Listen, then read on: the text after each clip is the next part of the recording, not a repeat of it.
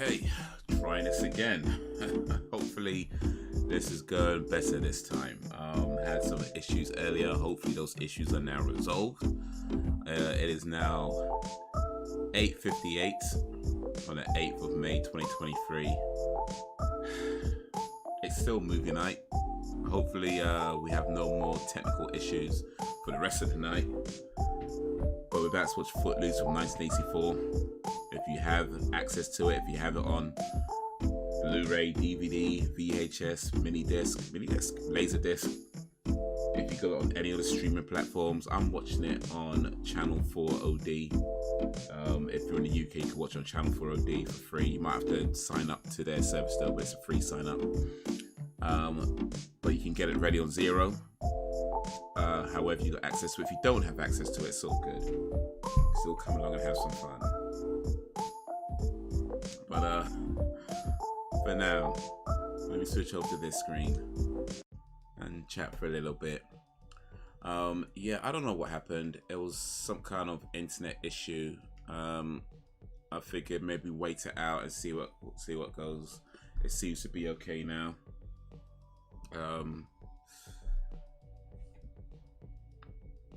But it's weird because I run like internet speed tests rather, and they come back okay for the most part. But even still, it's just running. It's coming into problems. So I don't know what's causing it. I don't know if it's something on my end or something on the end of the internet provider. All I know is that when it happens, it sucks. And it typically happens when, you know, you're on a live stream. I mean, I guess not only, it probably happens at other times as well, but actually it's just less noticeable. But anytime on a live stream, that's when it's really noticeable if there's some kind of internet problem. But yeah, it's just about 9 PM now. So we'll start the movie just a little bit. It's a short movie, I think. It's like an hour and 40 minutes. 1 minute or too short, but not real long. So yeah, we'll give it a little bit and start the film. But yeah, get it ready on Zero if you have access to it, if you got it. If not, it's all good. Just gonna chat for a little bit and start Footloose from 1984. My third favorite dance movie ever. I was talking about dance movies in the previous one before the internet issues kicked in, but I'll say that my two favorite dance movies are these: Breakdance the movie, and then Breakdance 2 Electric Boogaloo, both from like early 80s, from like 81, 82, I think, something like that. But yeah, classic dance movies. Jean-Claude Van Damme's in one of them, is in the first one. Yo, what up, Brax? Brax Bivvy, that plays to Bivvy. How's your day going? How's your day been? Appreciate you joining this live stream as we get ready to watch Footloose from 1984 for movie night. If you have it, get it ready on Zero. If you don't, it's all good. It's all good. But yeah, man, I had some technical issues. I was trying to stream earlier and ended up having some technical issues with the streams. I don't know what the issue was. So I don't know if it's something that happened on my end or something happened on the provider's end, internet provider's end. But I figured let me just wait it out a little bit and try again. So that's what we did, and so far so good. So far so good. But who knows, right? But yeah, man, I've had a pretty busy day, I'd say, actually, today. I was up early, went to the gym. So yeah, got up first thing, went to the gym. Then from there did some cab work for about 4 or 5 hours worth of cab work. Went home. Had a break and I took a nap. Then went back out to some more cab work for about an hour or so. Came back, had some piano practice, getting a podcast ready for following Wednesday. So I was doing like the timestamp. So I did a podcast on Sunday talking to my guy about AI, like artificial intelligence. We talked a lot about AI, actually, like the potential benefits, potential detriments. We talked a lot about AI. But that podcast is not this coming Wednesday, but the following Wednesday. This coming Wednesday, I do have another podcast coming for Cyberpunk 2077. I was talking about that with my good friend Celeste Orchid. So yeah, look out for that on this Wednesday. But yeah, so I was just prepping that, ready to get like the timestamps done. And then yeah, came on to do the live stream, and then I had technical problems. But yeah, we're here now. We're here now. We back with it, and hopefully it goes through okay. We're okay for now. It seems to be okay for now. But how you been, man? How's your day going?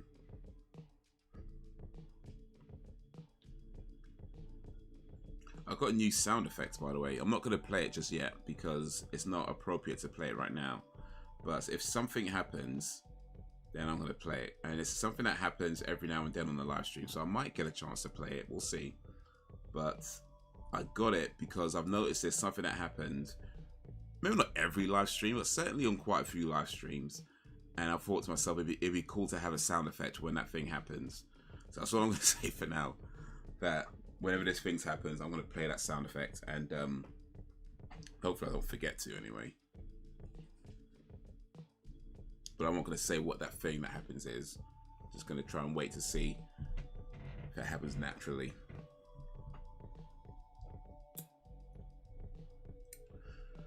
But yeah, we are on Monday. So it's a bank holiday Monday in the United Kingdom. We're having a bank holiday because on Saturday we had a new king crowned, a new monarch crowned, King Charles III.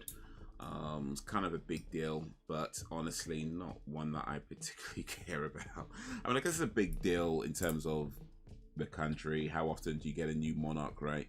I mean, the last one was like 1950, 40, 50, something like that, with Queen Elizabeth II. And she was queen for like 70 something years, I think. She's actually the longest reigning head of states. So yeah, it's the first coronation in 70 whatever years. So yeah, kind of a big deal, but it's not one that I particularly care for. So it's just like whatever to me. It's just whatever. But yeah, because of that, that's bank holiday today, which just means that you get a day off work. Well, not everybody gets a day off work, but a lot of people get a day off work. Banks open at different hours. A lot of shops open at different hours as well. It's effectively like a second Sunday is what it comes down to. So like an extra day on a weekend is what it means.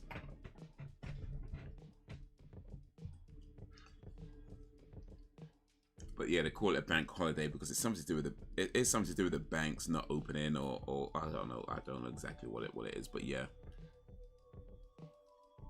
There's some history behind why it's called a bank holiday. Something to do with the banks not opening on certain days and whatever. Yo, Dan and Sam. Appreciate you coming through. Big up Dan for coming back. We had some technical issues earlier. I was trying to stream earlier and I don't know what was going on. It just kept crapping out. Hopefully we're okay now though. Hopefully we're okay now.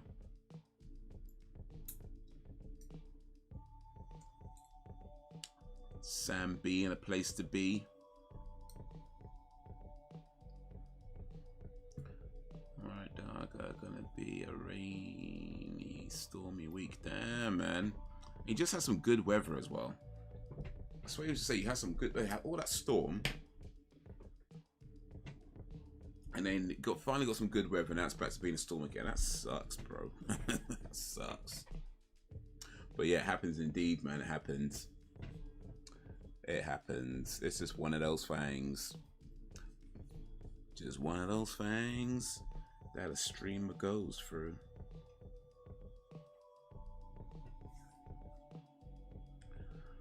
Yeah, how's your day? How's your day going? How's your days been?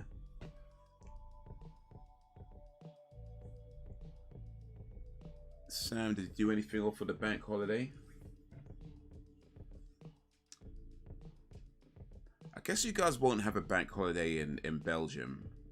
I mean, not for this anyway. I assume you have other bank holidays, but I'm guessing you won't have a bank holiday for the coronation in Belgium. Like, I don't think Britain and Belgium are connected like that, as far as I'm aware.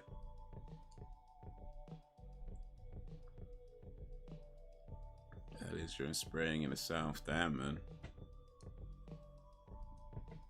You ever consider moving to a place that doesn't have such crappy weather though? Like, you ever consider moving to a place where you just have like regular weather and not have to? I mean, you might have to deal with like, was it sundown towns? You got to deal with like not stepping on somebody's toes. They're not accidentally pissing somebody off in case they pull a gun out.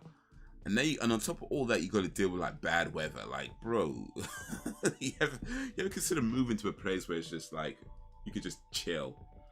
You know what I mean? Where you could just be like, man, I could just like chill and not even worry about that. You're not that close. Been busy. How about you? Yeah, I had a pretty busy day actually. I've had an awesome bank holiday. Stayed indoors. Oh, nice. And the RNG sucks. Right? Random number generator?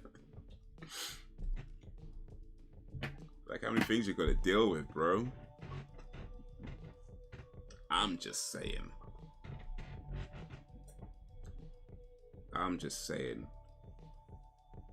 Like, from the way you talk about the South, Brax, like, I feel like the only good thing about it is the food. You know what I mean? Like, that's what it sounds like to me. I'm sure there's other good things about it too. I'm sure there's other good things about it too. But the way you talk about it, I'm like, I swear that it sounds like the only good thing about it is the food. Like, you guys probably got some really good food out there, but you got to deal with a lot, man. I'm like, yo, can the food really be that good? Can the food really be that good where you're willing to put up with all that? And I'm like, yo, is the chicken really that good?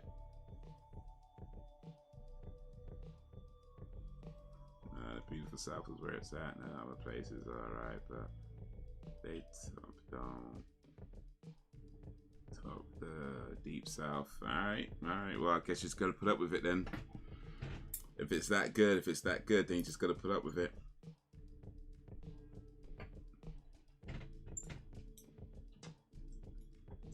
But yeah, now I've had a pretty busy day. Did some driving, went to the gym, practiced piano, prepared a podcast. Oh, and I had a nap. You know, I actually didn't have coffee today. I had a pretty busy day and I did not have coffee today. It wasn't really how I planned it. It's just kind of how it ended up working out, turning out. But yeah, I did not have coffee today. So I got all that done on zero coffee, which I don't know if that's a good thing or a bad thing. But no coffee today.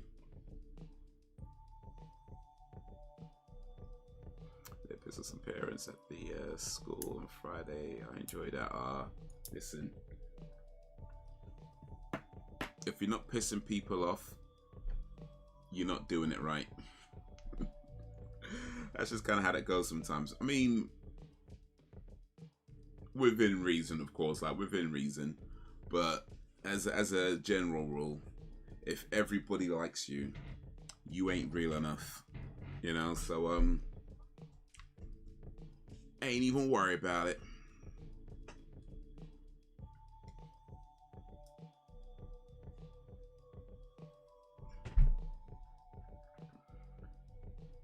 There ain't nowhere to play with. Them other states though is where it's worse.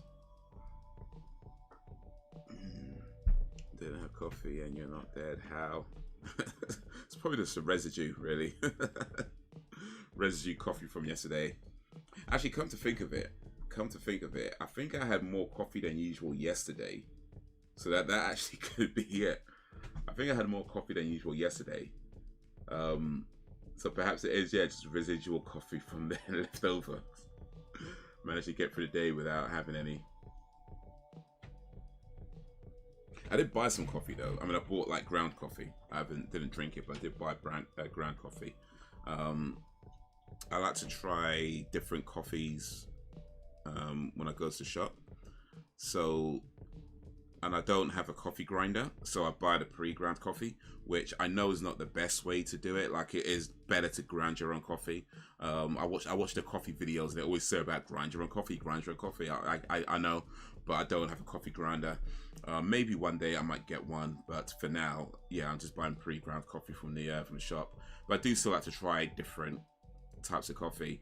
And the last one I tried was awful. Like, it was so bad. Actually, no, it wasn't. Let me not exaggerate too much, but it was pretty bad. I didn't like it very much. But it was like a cheap one as well. Like, I tried, because I normally the coffee that I usually buy usually costs around about £4 or £5 for the packet, and this one was like £2 something. So I thought, let me try it. You know, what's worst gonna happen, right? And it was like, okay, now I know why it's so cheap. Now I know why it's so cheap. It's just not that good. This is why it's cheap. It's coffee, sure, but yeah, there's a reason why it isn't. It's cheap. So I shan't be trying that again. But yeah, so that's. But I did finish. Well, I haven't finished it yet, but I have almost finished that pack. So I'm not gonna waste it. I'm not gonna throw it away. Yo, what up, Ben? So that's still there, but there's only a little bit left. Like, there's maybe about another 3 or 4 cups of coffee left in that pack. So I bought another pack just so that's ready for when that's finished. Hopefully the next pack is a bit better, but well,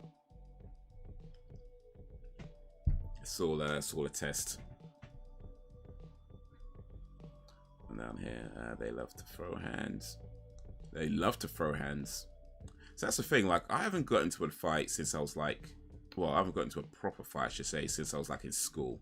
And I'd like to keep it that way. Like, I don't need to be in a place where people just like want to fight you on whatever, you know, over some nonsense.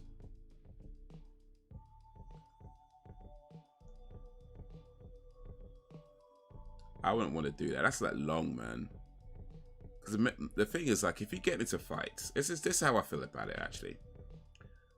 And I ain't talking about things like boxing or martial arts or any kind of legit sport like that. I don't mean that. That's not that there. That's far from what I'm talking about.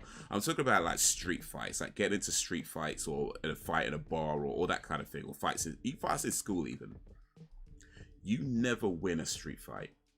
Like, you never win a street fight. Even if you're the one standing and the other guy's on the floor, you never win a street fight. The fact that it resorted to a fight, you did not win. Like, it's a loss on both sides.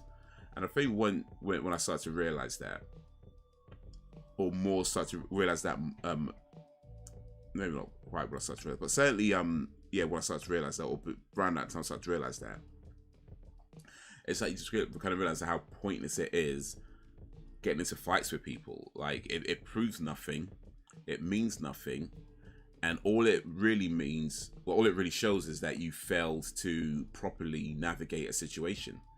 You know, it doesn't matter who started it. The fact that it ended in a fight, you failed to navigate the situation. So for me, it's like, you know what? Avoid it. The only fights you win are the fights you avoid. You know, so if you're in a place where people just love to throw hands, it's like, nah, I don't need to be there. I don't need to be there. I'm trying to enjoy myself, and I've got to worry about some guy trying to prove a point. You know, trying to big himself up because his girl's with him or whatever. Nah.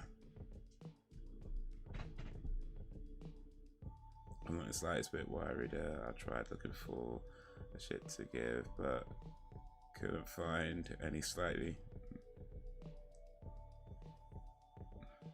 You know, I didn't miss you. Notice I couldn't comment on the.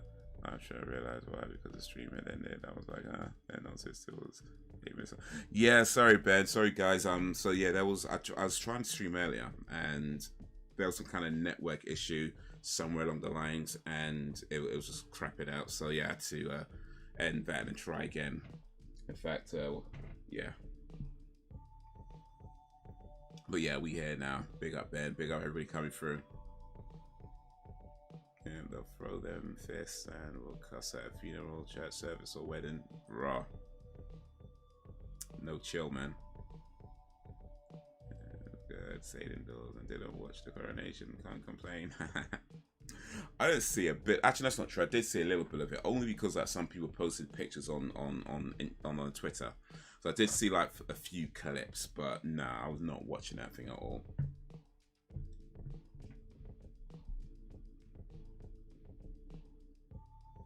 All right, let's get this movie started, shall we? I hope you're ready on 0.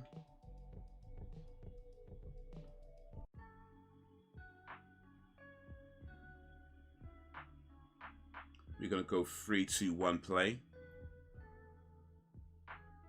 And in 3, 2, 1, play.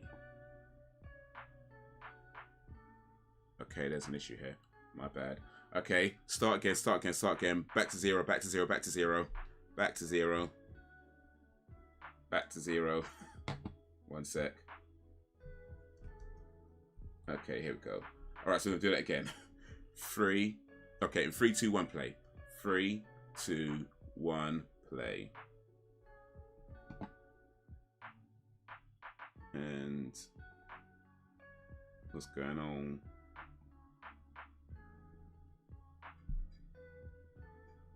Oh, it's on the wrong thing. It's on the wrong thing.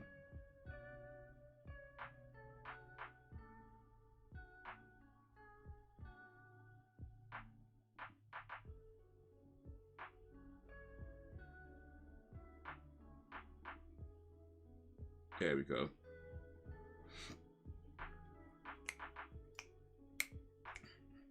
This is probably one of the best openings to a movie ever. Like, this opening scene right here is one of the best openings to a movie you'll ever see. No cap. And Brax, you got a foot fetish, so this is for you.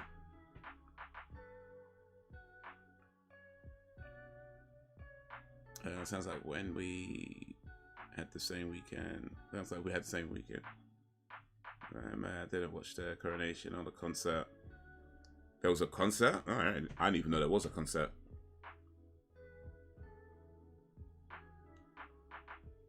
So you're not watching this movie, but I'll stay for the chat. You don't like Footloose, Sam? This is the 3rd greatest dance movie ever made.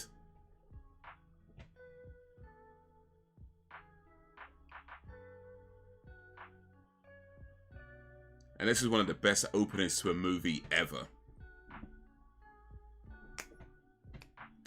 And that music, come on now. Come on now. Look at that bass. Well, listen to the bass. You can't look at the bass, but listen to that bass.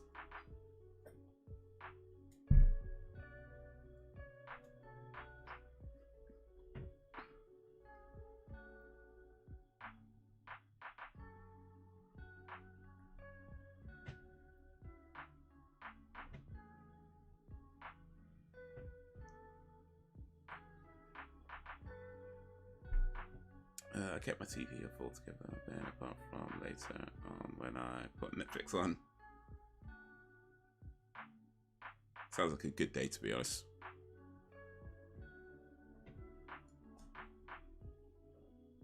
Yeah, Katy Perry, Lana Richie. Okay, okay. I mean, Lana Richie's pretty cool, but yeah, I mean, Take That ain't too bad, to be fair. Katy Perry, I'm sure she's got a few good songs, but John Lithgow.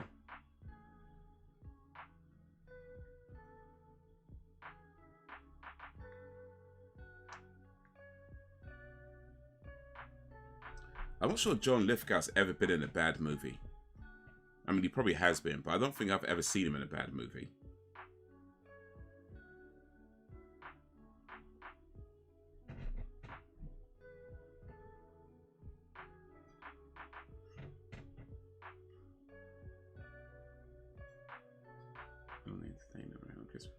Oh, okay, yeah, I heard about that.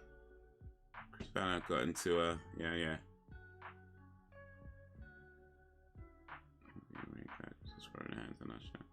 That's something to do with Tiana Taylor. I think she was there. Yeah, I heard about it. They had some other altercation as well at some other place. Chris Brown's just got problems, bro.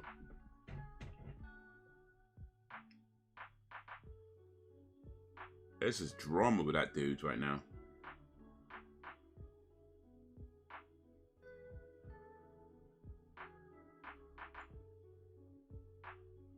Nope, and I don't like Dirty Dancing either. Dirty Dancing, to be honest, I like, but I mean, as far as dance movies goes, I don't think it's as good as a lot of people make it out to be. Like, there's definitely, I mean, here's the thing about Dirty Dancing. It's mad creepy. Like, if you watch it, like, as a, I don't know, a younger person, whatever, maybe you won't notice it so much if you watched it back in the 80s. But if you watch it as an adult, that film is mad creepy. That is one of the creepiest films. It's so creepy. I might even have to, but I might have to talk about that one for my movie channel, actually. But that film is creepy. It's way creepier than I think they intended it to be.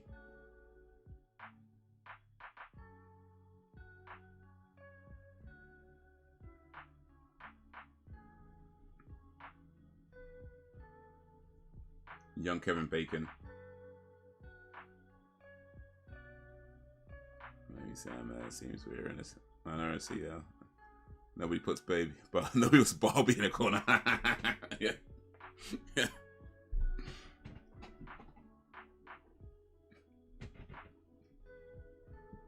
Yeah, that gets a.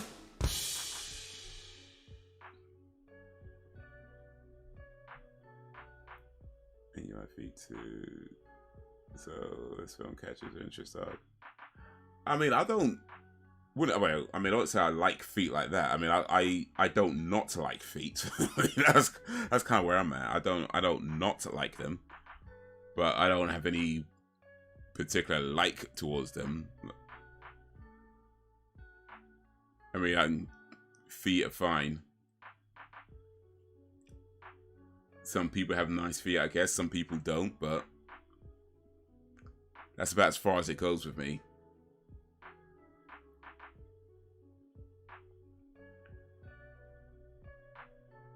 I mean, if you want to talk body parts, I like boobs more than anything. I mean, feet are fine. You know, I don't have an issue with feet, but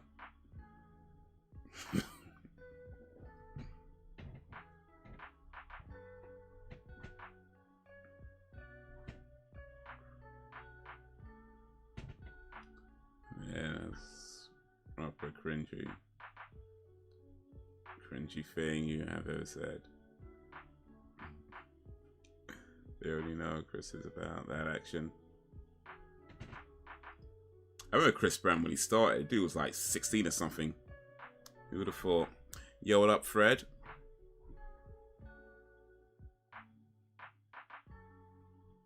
Yeah, Fred and Brax have foot fetishes, so you guys got that in common. Wait, is that Sarah Jessica Parker?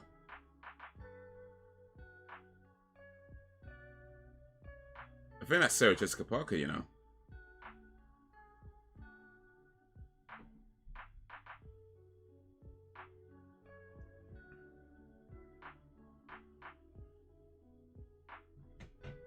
Dudeness Fate, he's getting it with a teenager. Watching it as an adult, you realize her dad was spot right.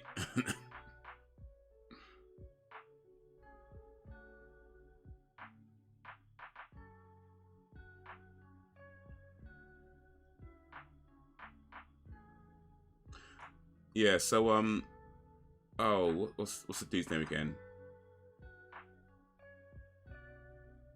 Well, that was close. Patrick Swayze, right? Patrick Swayze. He plays, you know, in Dancing as the older guy going after that young girl, right? He's also in a film called Donnie Darko, where he plays a pedophile. I'm just saying. I ain't trying to speak ill on Patrick Swayze. I'm just saying. interesting film choices. You know what I mean?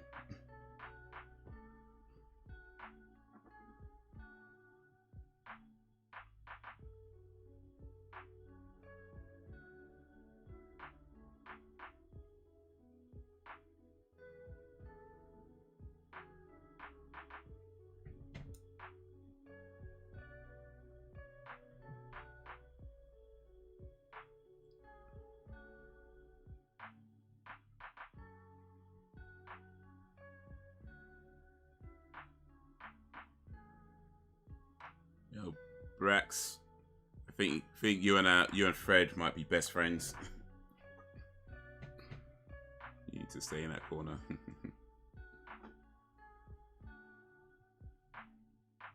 Outside of that, I like titties, hips, thighs from a chick who don't discriminate against apple cinnamon pies. I mean, I get that rhymes, but do chicks discriminate against apple cinnamon pies? Is that a thing?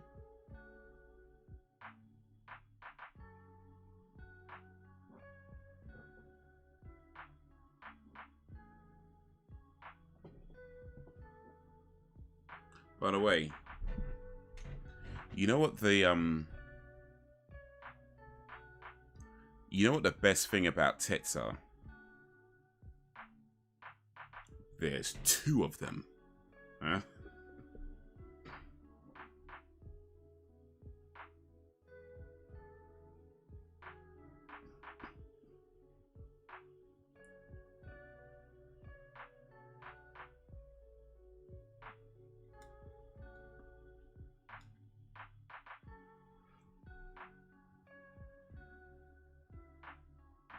Oh, they're playing that devil's music.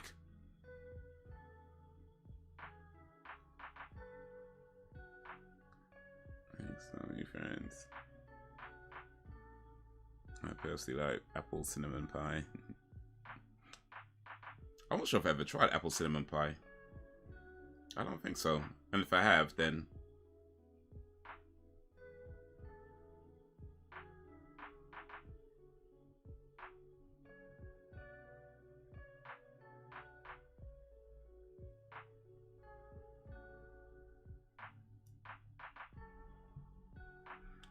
just a little part of a line I got from beauty shop. Okay.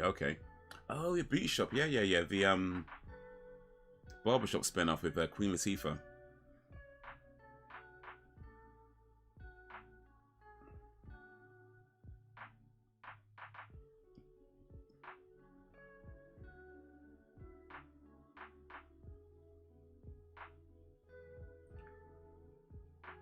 We say dancing in the sheets.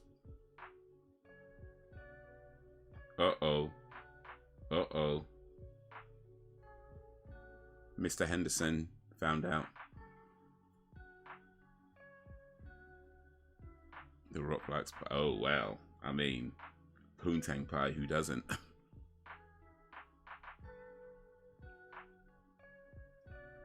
They busted now.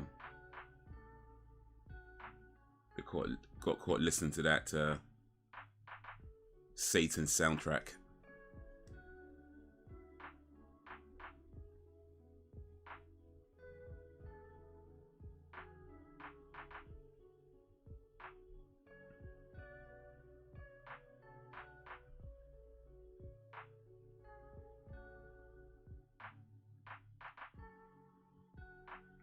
Uh-oh.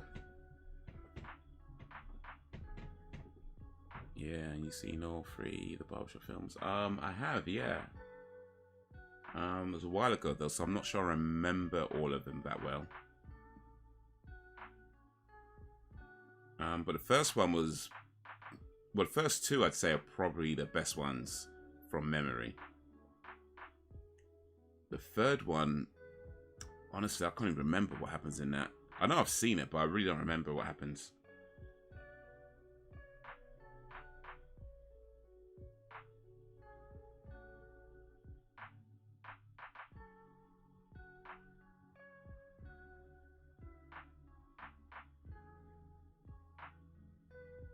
I think the third one is like his son's older and he's trying to get his son to take over the work in the shop or something.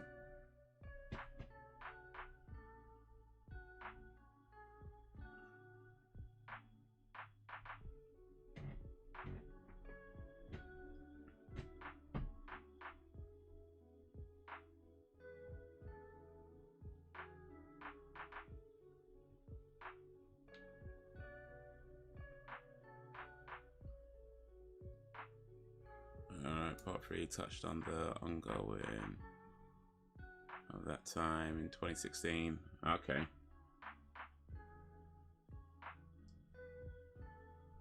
Did you hear the Roxas song Pie on WSI?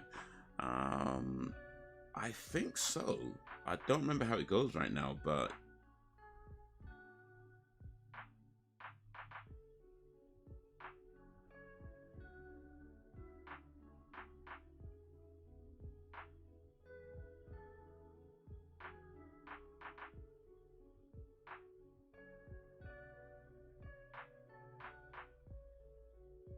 such an issues. I mean, no, that's so good. I got you.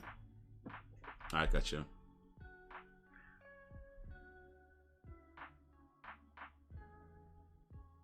Yeah, I think Nicki Minaj is in the third one.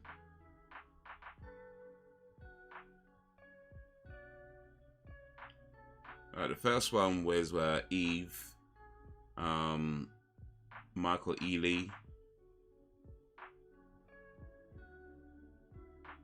Anthony Anderson's in it.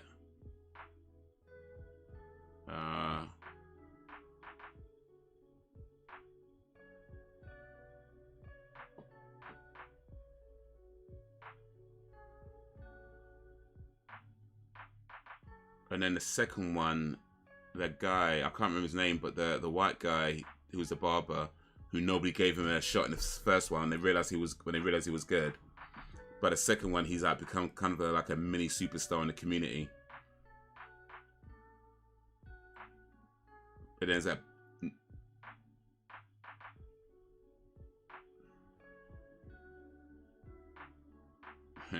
You got to.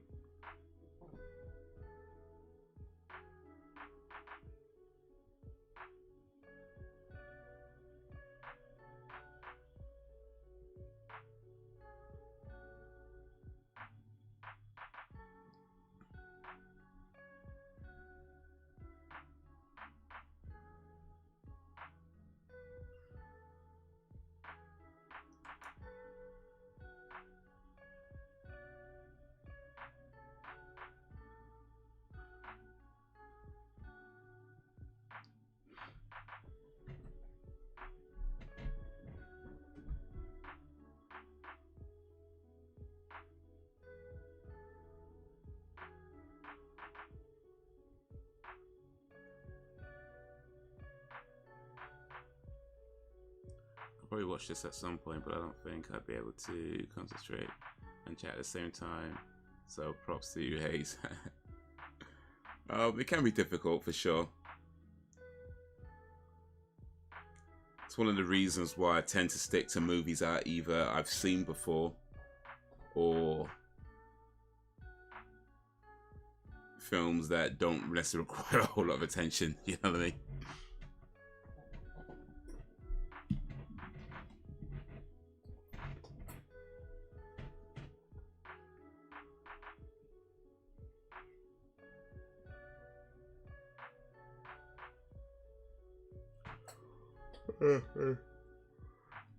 Yeah.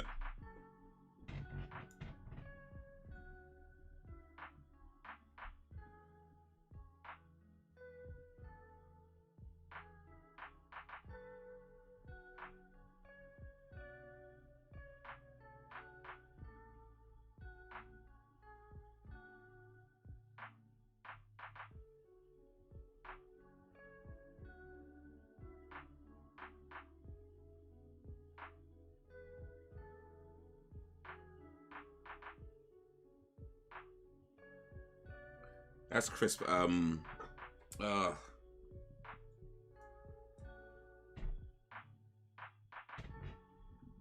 Nice Guy Eddie. If you've seen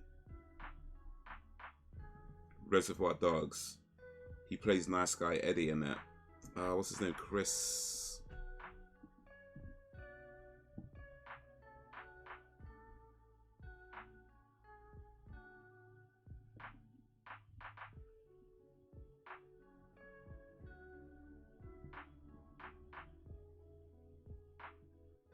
What are your favorite ever movies, please and thank you? What are your favorite ever movies? I've got a few favorites for sure. Willy Wonka and the Chocolate Factory is definitely. there, Robocop.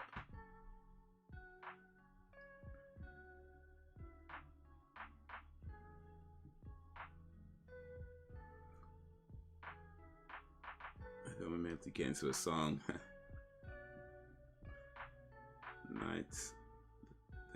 The lights went out in Georgia.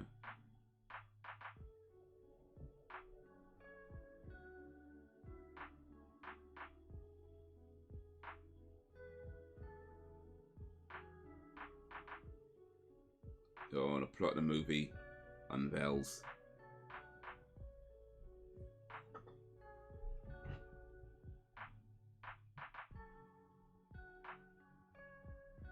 The Night the Lights Went Out in Georgia. What type of movie is that?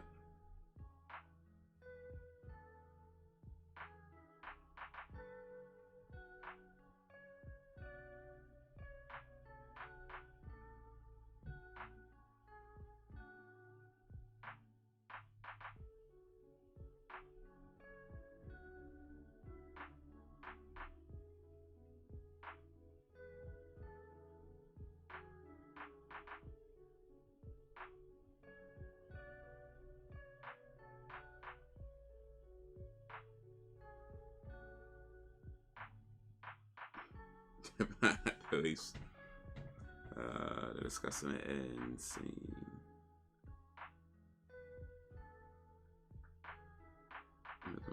So I checked out the song.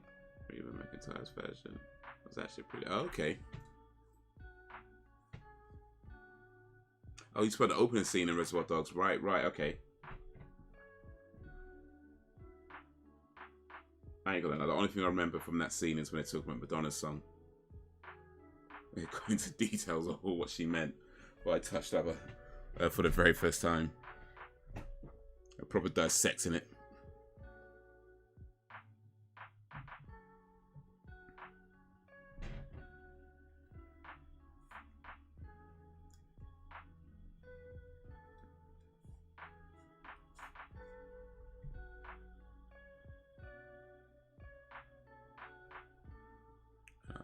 About Dogs, but I haven't seen it. I've seen the film Straw Dogs though. It was a good movie.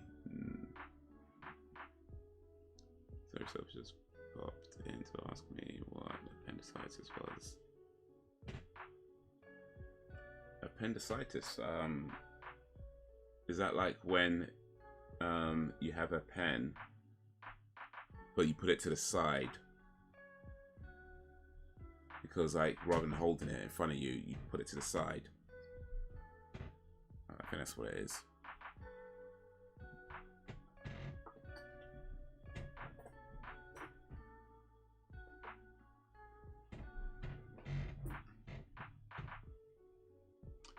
A film made by a man with foot fetish. Oh, Tarantino. Oh, yeah. Speaking of foot fetishes, Tarantino. Yeah, for sure. I ain't gonna lie, Tarantino's kind of creepy with his foot fetishes in his movies. Like, there gets a point where it's like, dude, come on. Like, it was cute for a little while. After a bit, it's just like, nah, you might want to dial that one back.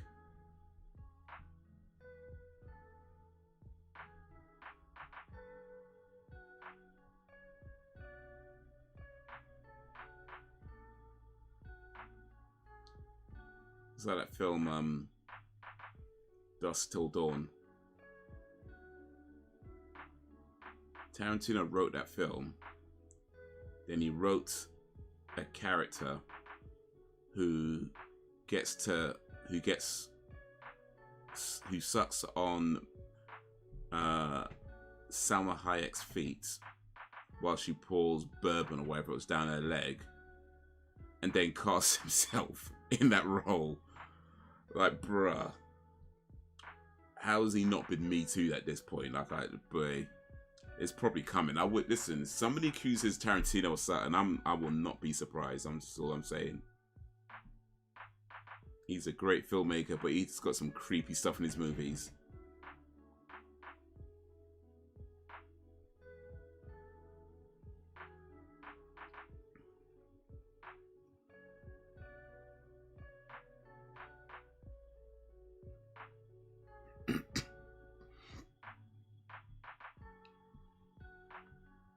Close enough.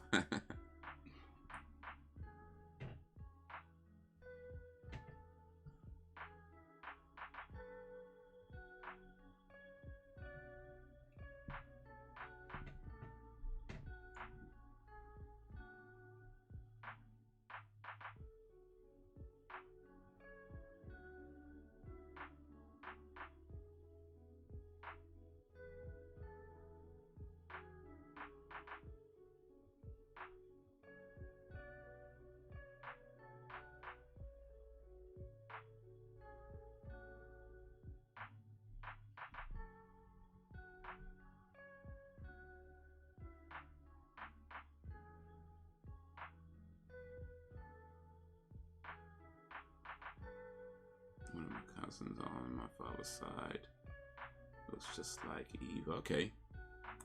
Who's that girl? Ba, ba, ba, ba, ba, ba, ba, ba, ba, ba. Eve's that girl.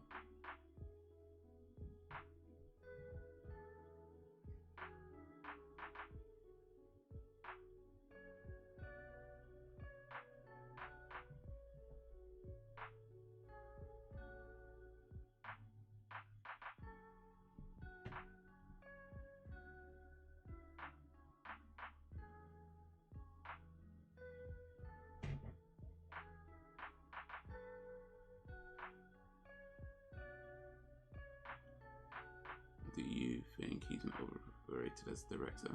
Tarantino? I mean,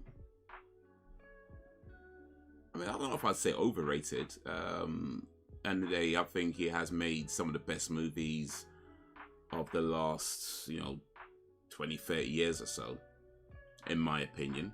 I think he's made some pretty solid movies. And I think if you look at his film career from, say, the 90s till now, he hasn't made many films, but his films are typically in those kind of discussions of, great movies and stuff like that. So he's clearly doing something right. So yeah, but no, I don't think he's overrated.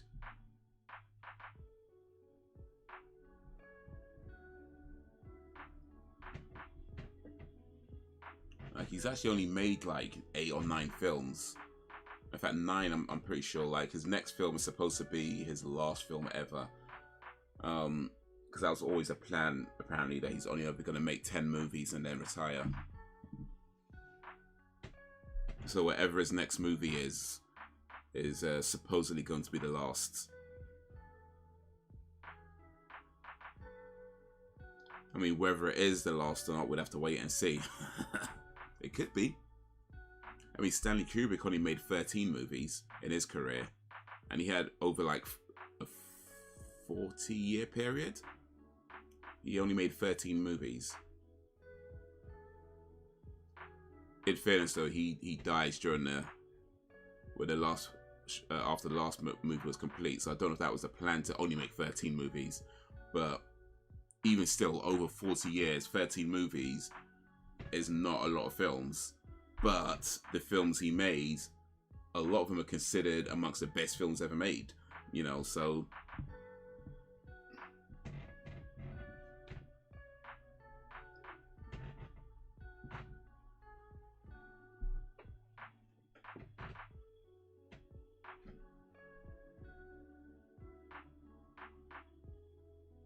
I wasn't aware of that. I wonder if it would be like an Undertaker retirement. It could be one more movie, just one more movie, and another one more movie. Do I have a favorite director? I guess there's a few directors that I like. I mean, yeah, Tarantino would be one of them for sure.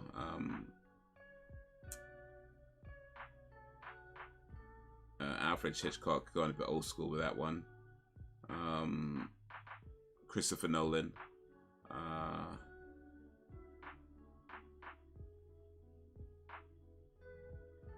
Yeah, there's a few.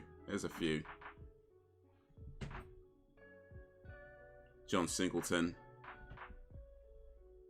Oh, Ryan Coogler, in more recent years as well. Another.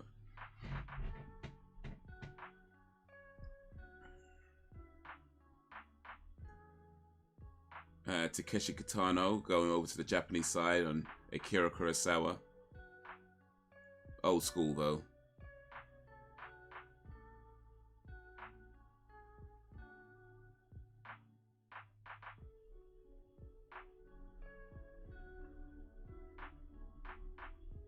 It's another 80s song playing right now. Okay, so I've just heard Sophie go downstairs and tell Elliot that his mom is so stupid she thinks Dunkin' Donuts is a Bosco team. Wait, aren't they?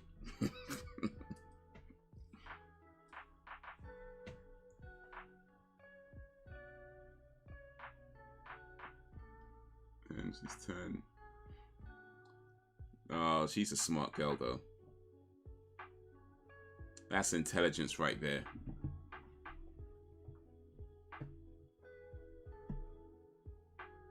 Oh, what are these guys doing?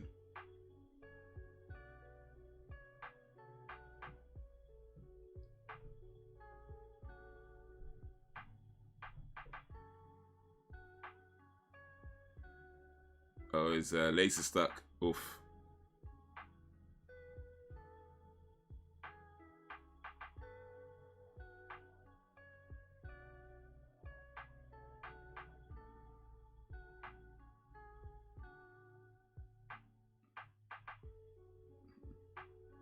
Ooh.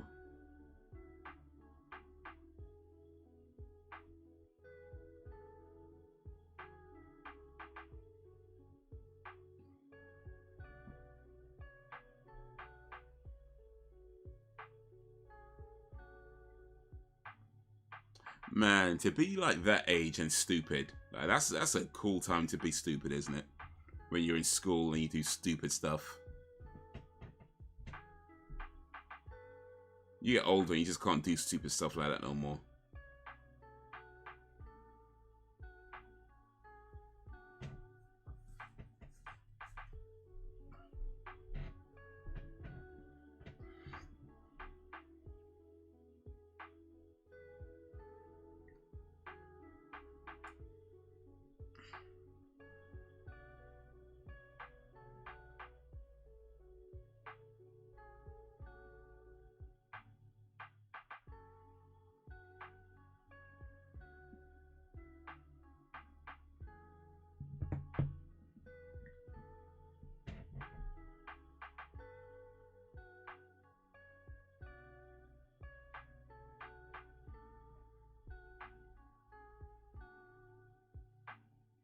Sarah Jessica Parker was in another 80s movie called Flight of the Navigator. Have you guys seen that?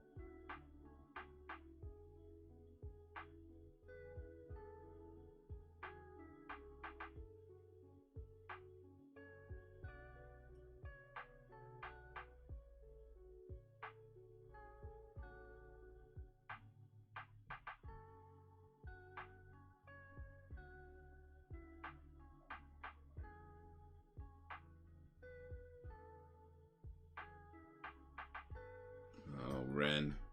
Where's Stimpy at?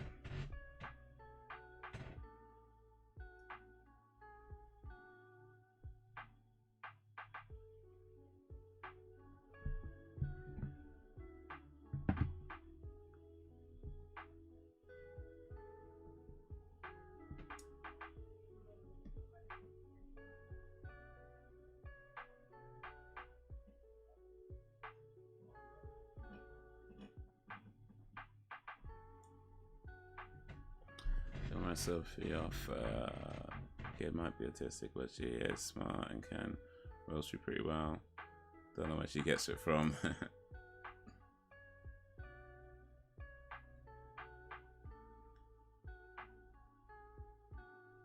Well, just think, in about, what's he, 10 now? So let's say in about another 10 years,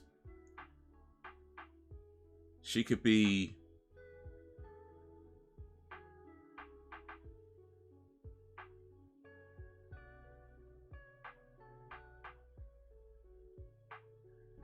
She could be the world's first autistic Muslim battle rapper. So, you know, I'm just saying, there's a world of possibilities out there.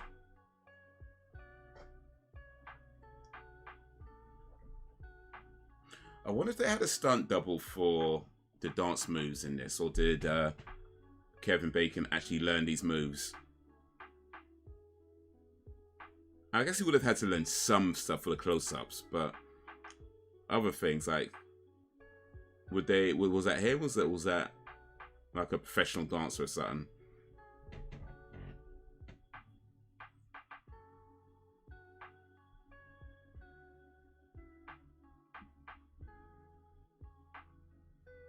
Sarah have ugly feet. Who's Sarah?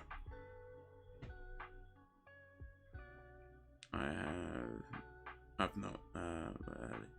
This year I watched Sex and the City, co-star Kim Cattrall in Mannequin 87. I have seen Mannequin, yeah. Damn, Kim Cattrall's a Mannequin. She would have been... Oh, wait. Was she wasn't a Mannequin, was she? Or was she?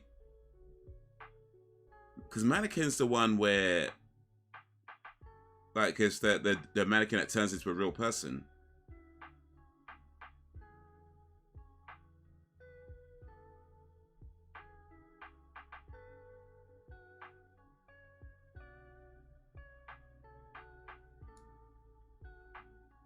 Yeah, also, yeah.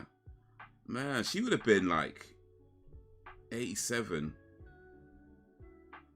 I guess she would have been like sort of late teens, early 20s then, actually.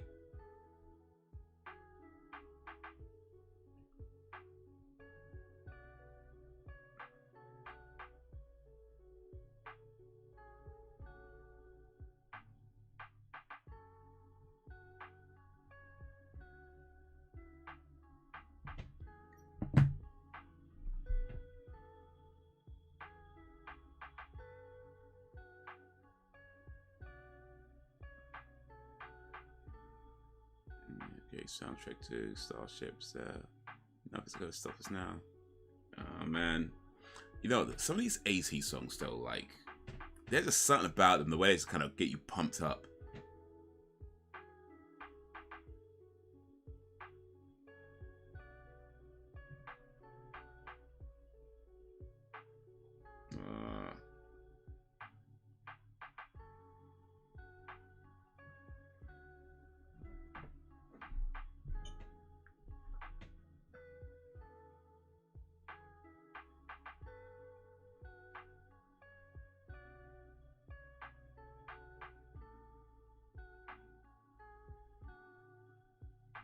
Oh, she's bad.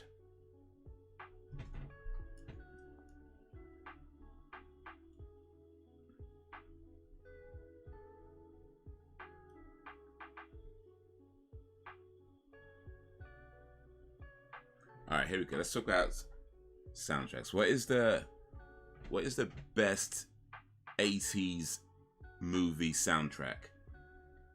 Not necessarily best 80s movie, but what, in your opinion, is the best 80s movie soundtrack?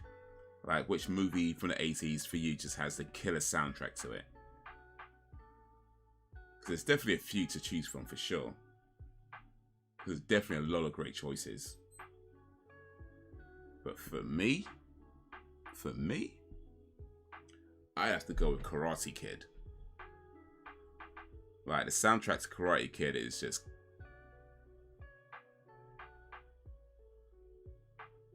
It's just great songs back to back.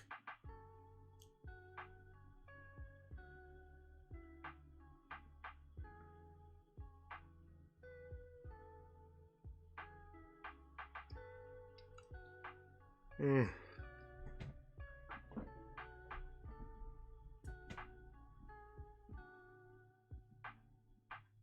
Rocky 4.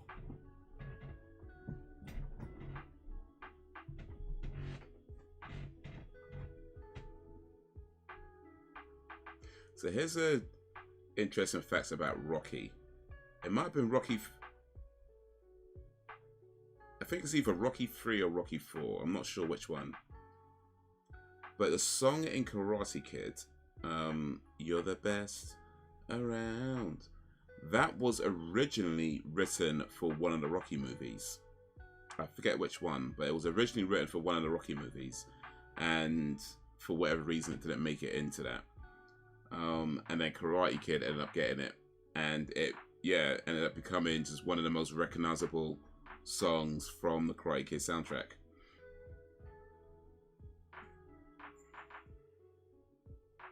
Oh, what's she doing?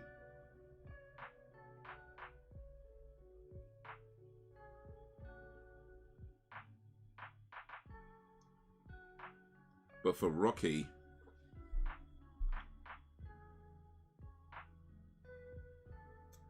that track "Victory," which I believe started in Rocky and then ended up being used in real life boxing. But I was like, that's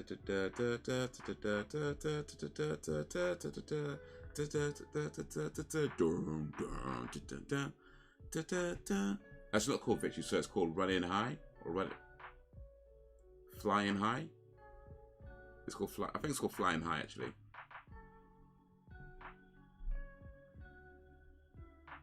John Lithgow, he's pissed off.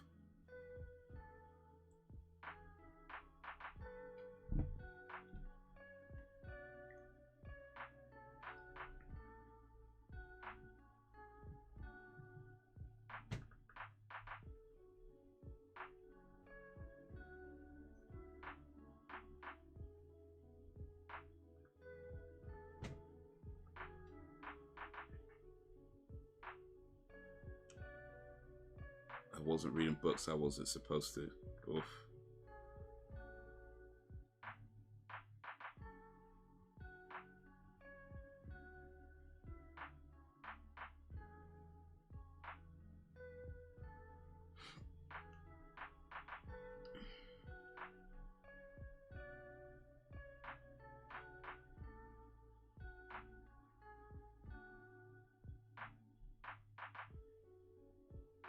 Gonna Fly now, actually, sorry, it's called Gonna Fly, not Fly, yeah.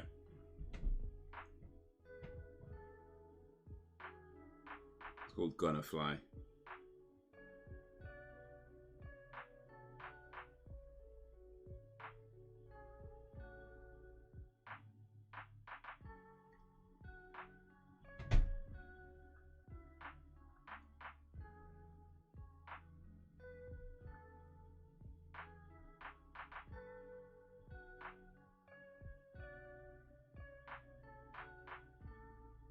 Chris Penn, by the way, that was the guy's name, Chris Penn.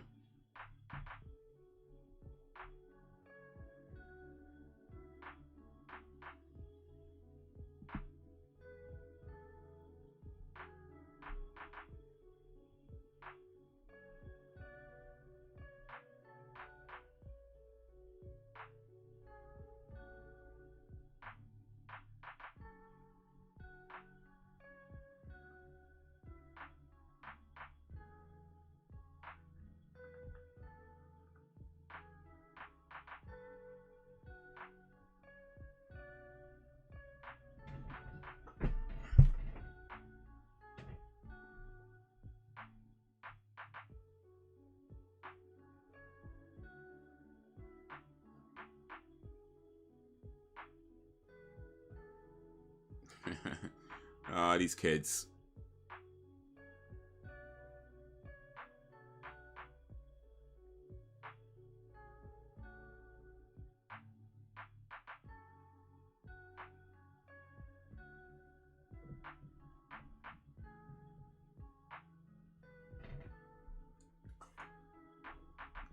We have any more Any more suggestions for the best 80s soundtrack? Best 80s movie soundtrack?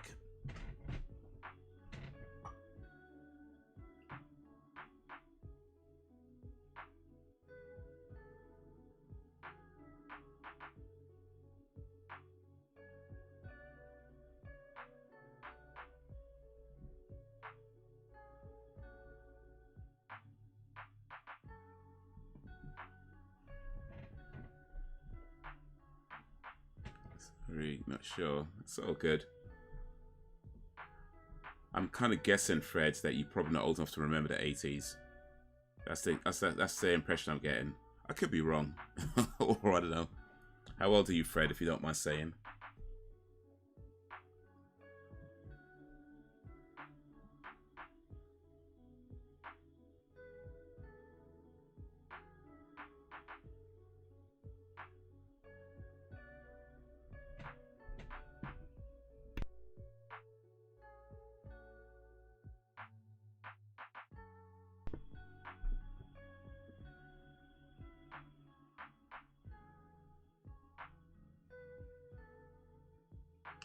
You have some cake.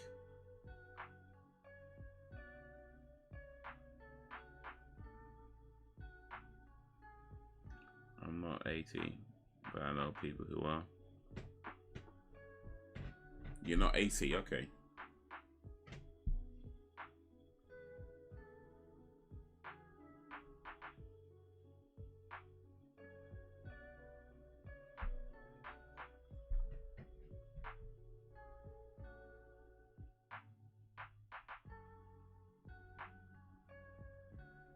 Jim must be that now. He retired.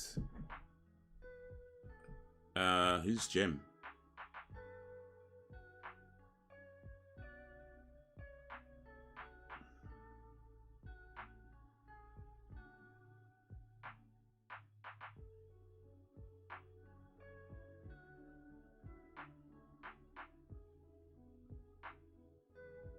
Chris Penn, by the way, he's in a film called Best of the Best.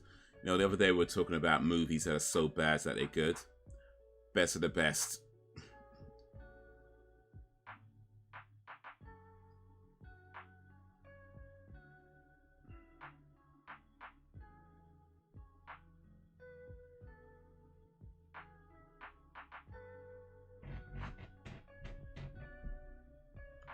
He's someone who lived on a road near me. Okay.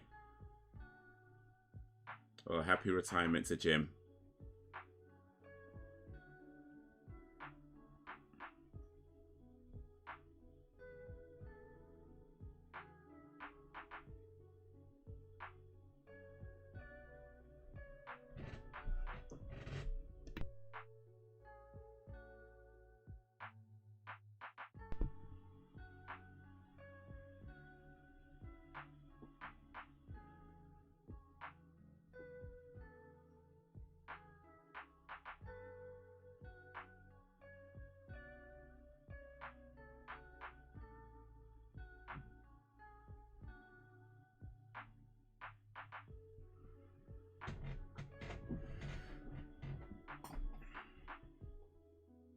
Not Jim, but I tell him thank you.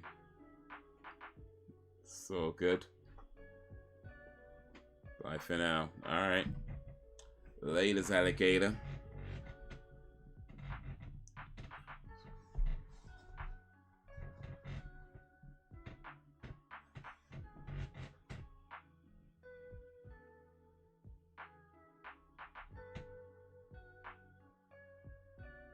Oh, go on, Chris. She wants to dance.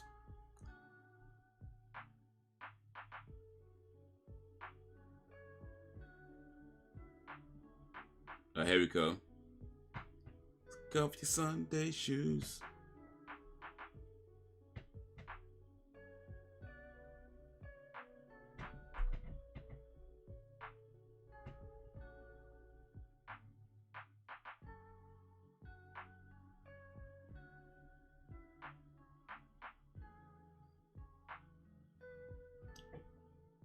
Yeah, you can't resist it. You can't resist the grooves were too long.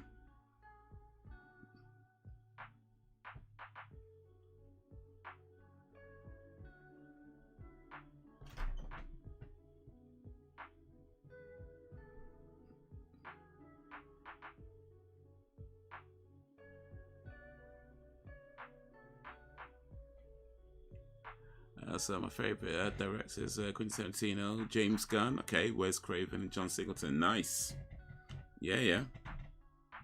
James Gunn's just got a new movie out with Guardians of the Galaxy 3. Stephen King. Stephen King's one of your favorite directors. Okay. Interesting. I mean, he's only directed one movie, and apparently it's not very good. So maybe we should watch that for a movie night, actually, that Stephen King directed film. Try and find that somewhere. Oh, he's mad now.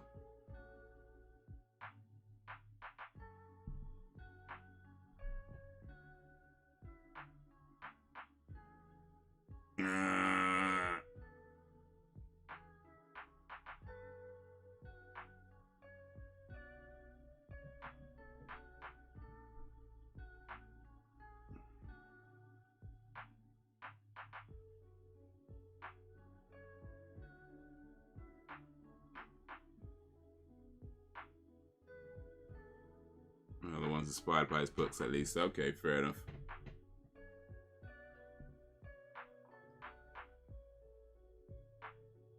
Yeah, The Shining was inspired by Stephen King, well, based on Stephen King, but that's directed by Stanley Kubrick.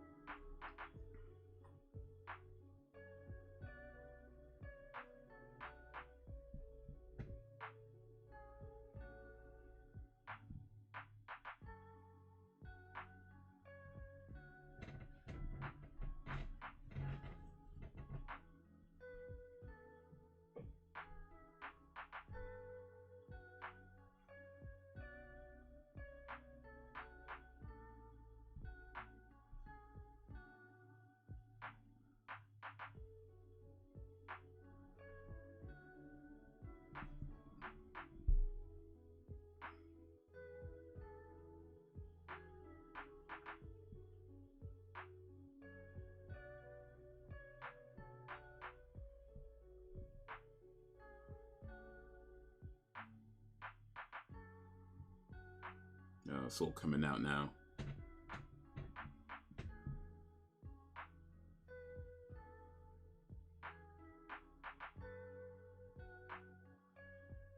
Parents trying to protect the kids, but they don't need protection.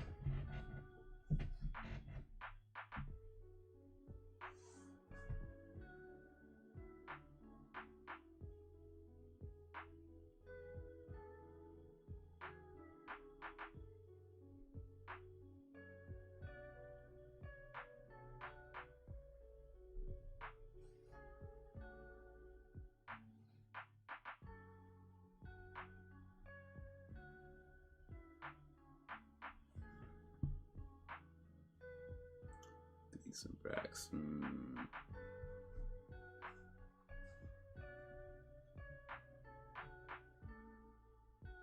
Ooh, man just slapped her, you know. Ain't no going back now.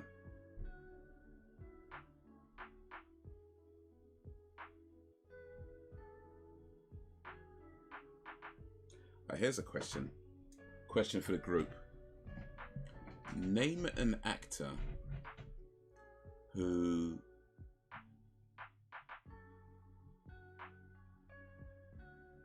is always in good movies, but they're never the star, or very rarely the star.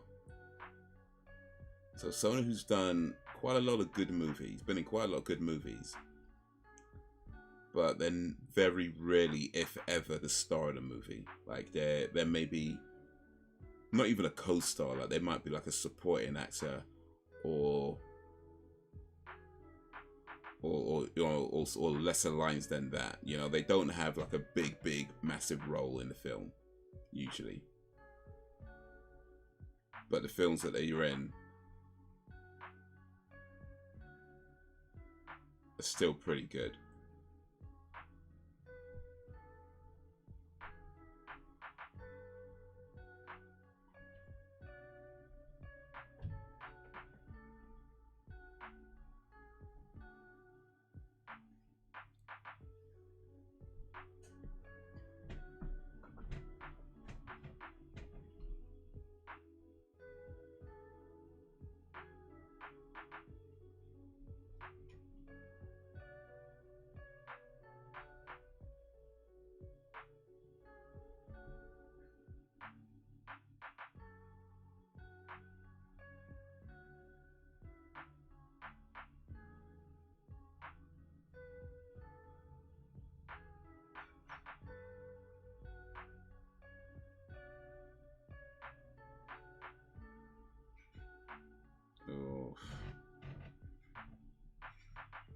That's like a kind of a thing, though, isn't it? People who are really good at something struggle in maybe more personal areas.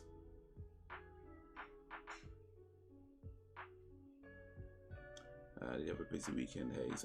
Not really, actually. I mostly stayed in over the weekend. I did a little drive-in work on Sunday morning, but aside from that, I mean, I guess I was doing stuff, but I weren't. Yeah, it was more like did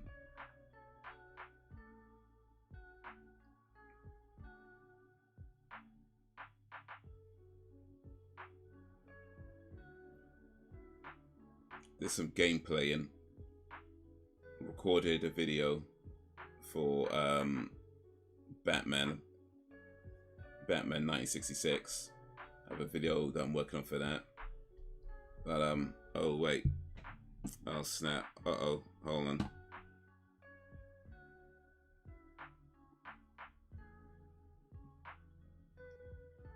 Uh-oh.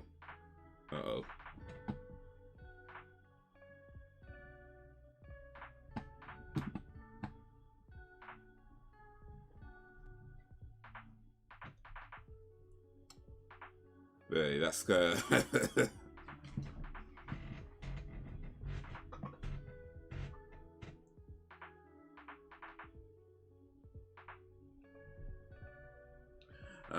But yeah, that was I was there for the on the weekend. Then I recorded a podcast as well. Recorded a podcast talking about AI, artificial intelligence. Okay, I think it's okay to put this back on now.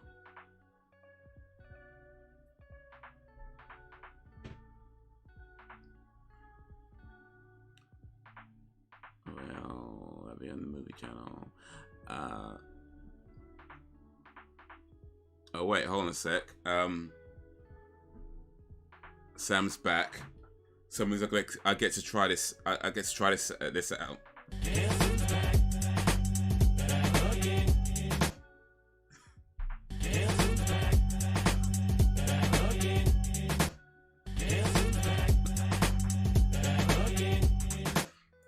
Yeah, that's my new sound for when somebody goes away and comes back to the chat. But yeah, so the plan is to put it on the movie channel. I mean, it might not be ready for another week or two, but yeah, the plan is to put it on the movie channel. Haze's Movie Room, for those who are interested. But the video is called Why Batman the Movie is Not Trash.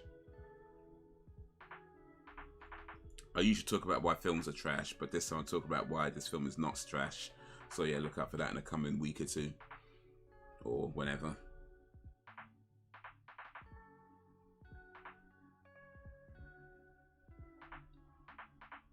Also with AI, yeah, for sure.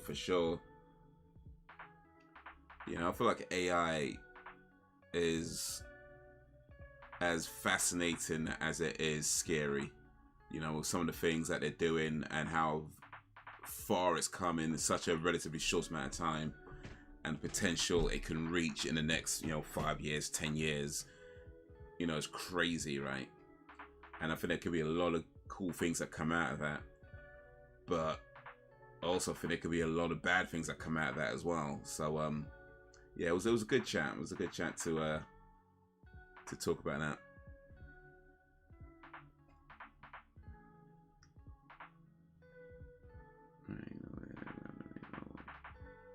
Surely we need Aqua Barbie Girl on Sam's theme.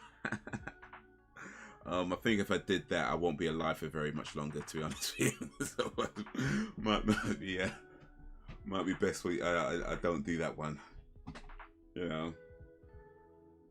Does AI frighten me? Yeah, it kind of does, actually. Not in the sense that I feel like I'll put it this way. I think we should ultimately embrace newer technologies that have a potential to help people.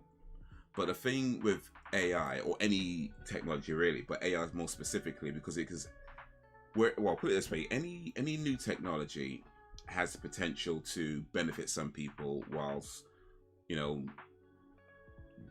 not benefit other people, making things worse for other people, right? So any new technology has that potential to do that, but typically it's like, you could find ways to adapt and stuff like that. And I think that's ultimately going to be the same with AI. We're going to find ways to adapt. That being said, because it's not just a case of, a few changes here and there, like with AI, you're potentially talking about massive changes to society in a pretty short amount of time. And because of that, the potential for things going wrong is immense. You could be talking about millions of people out of work, just in a all of a sudden, like not millions of people over the next 20 years, but millions of people maybe within maybe a year or less could be out of work. And it won't be enough to just say, oh yeah, you can retrain to do new things, because although you can, how long does it take to retrain? And what are you retraining for? And can you even still get a job? Because how jobs tend to work, where there might be more jobs available, but there may be less jobs in other places. So there's a lot of things that can go horribly wrong. So my thing is like,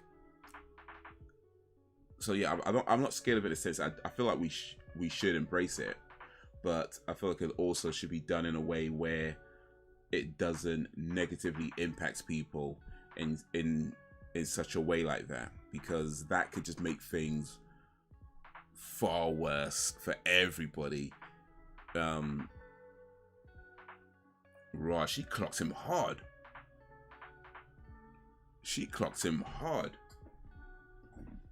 Did it last time though.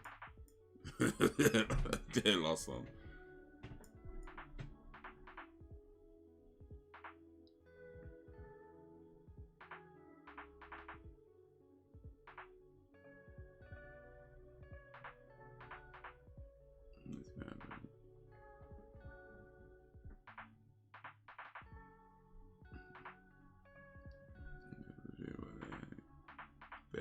Seem like you yeah, see, that's why I wouldn't do it. I believe I've learned my lesson.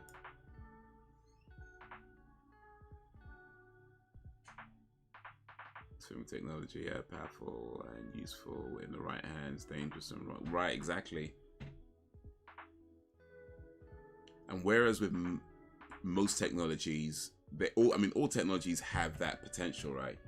But they generally not going on such a wider scale as that. Like AI has not only the potential to benefit some and make things worse for others, but it has the potential to do it at such a massive scale in a relatively short amount of time. And I just feel like that needs to be given a lot of consideration as to how things get implemented and how we take care of people who aren't going to be able to benefit from it right away, who aren't necessarily going to be able to just be able to just retrain, you know, and things like that. And, you know, people who aren't necessarily technology savvy and need to be able to get by. And I feel like there needs to be a lot of consideration as to how things are actually implemented, rather than just saying, here you go, good luck. You know what I mean?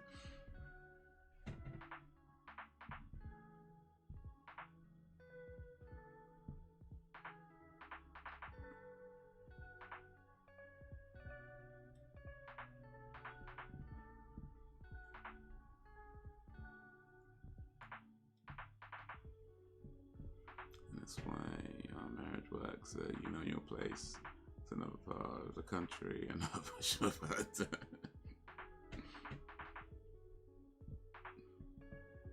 Yeah, I'm pretty sure if I put that theme up for Sam, Sam would travel down to London with a samurai sword in tow. And there'll be no more streams. Ooh,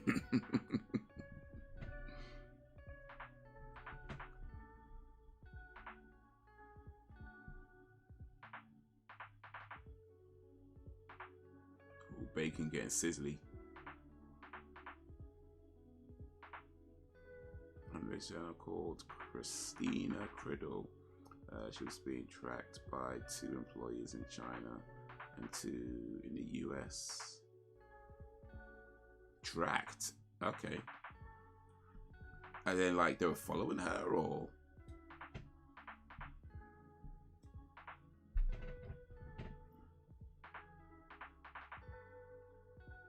True said, though, she could have let her boyfriend know that she was interested in somebody else, because the way she went about it was kind of lame.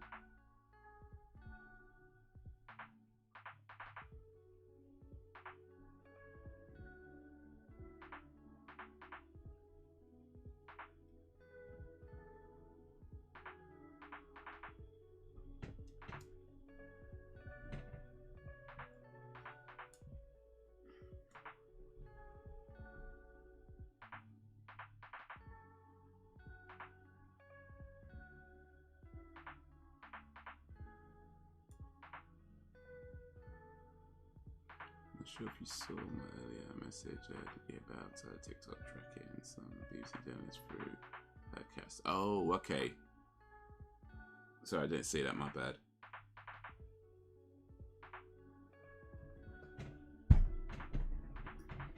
TikTok, TikTok.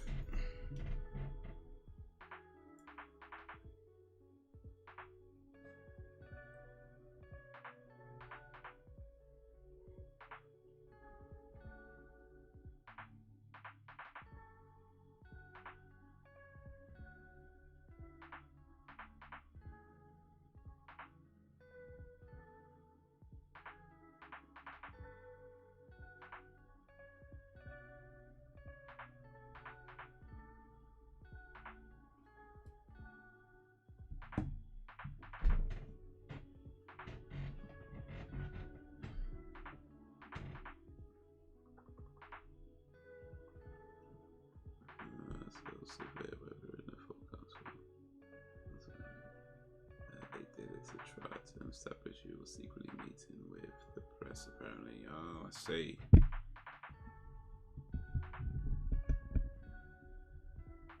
Man, there's a TikTok page actually that does sort of similar things, where what she does is you give her, I mean, she does it with people's permission, by the way, but you'll give her, like, say, your profile and say, can you find out where I live based on the things I post in my profile?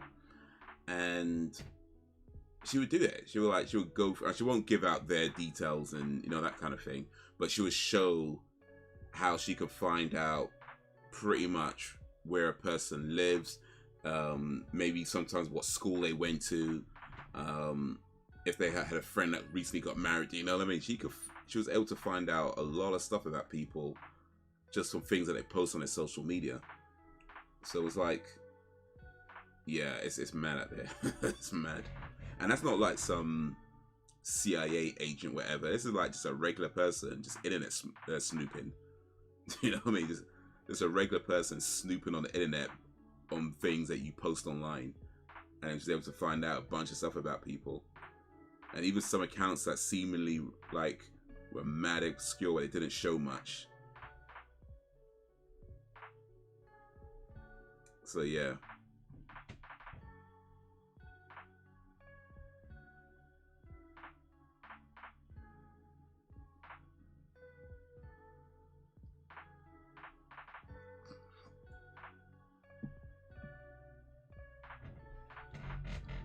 Keep you alive. I'll just sit in the room with you while you do stream, watching you be trying to say the wrong thing.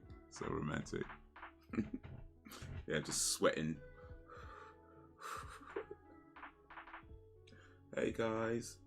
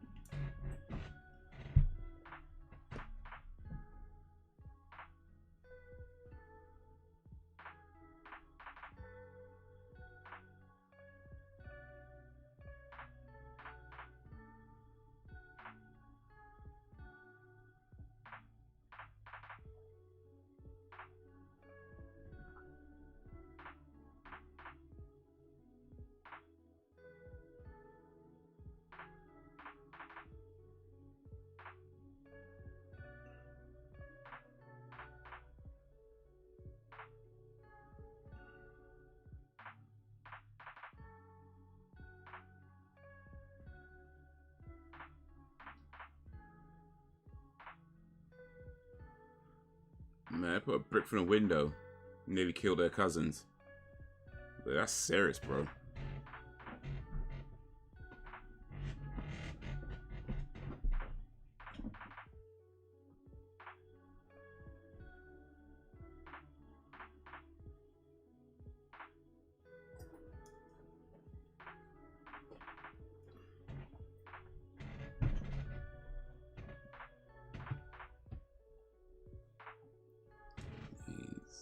Be right back. Alright. Just might have to try that sound out again.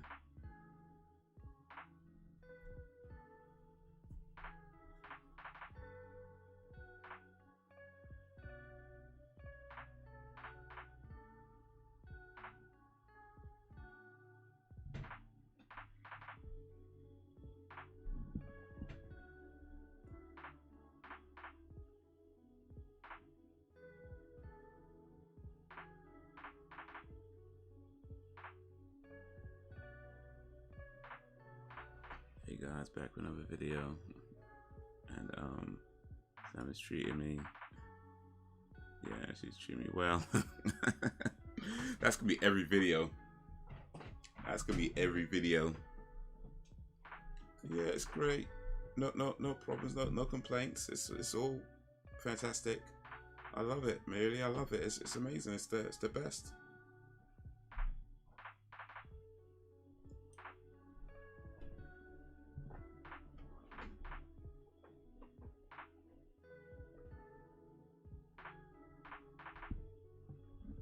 But I'll be doing this a lot though. Yeah. Trying to send out a secret message. It's great. I really love it.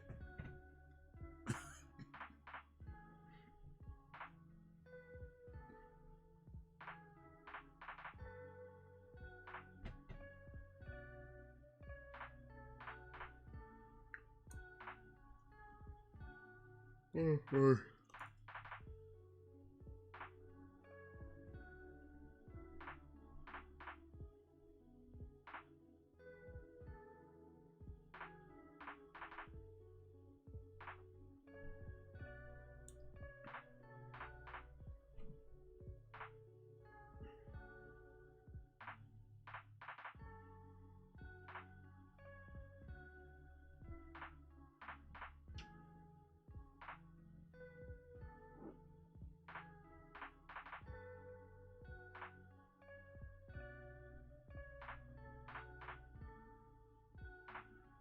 They bands dancing.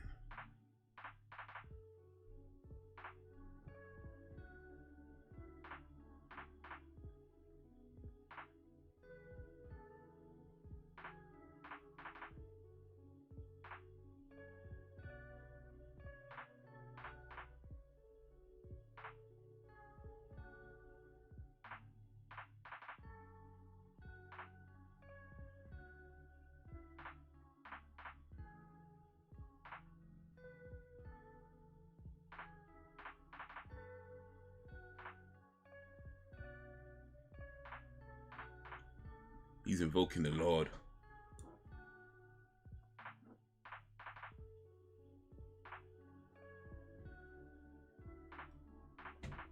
Mentioned Batman earlier for the film channel.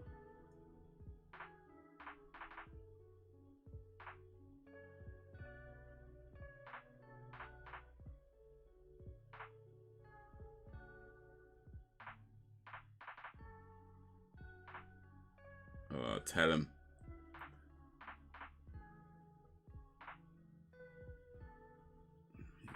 Never to make you Nutella pizza.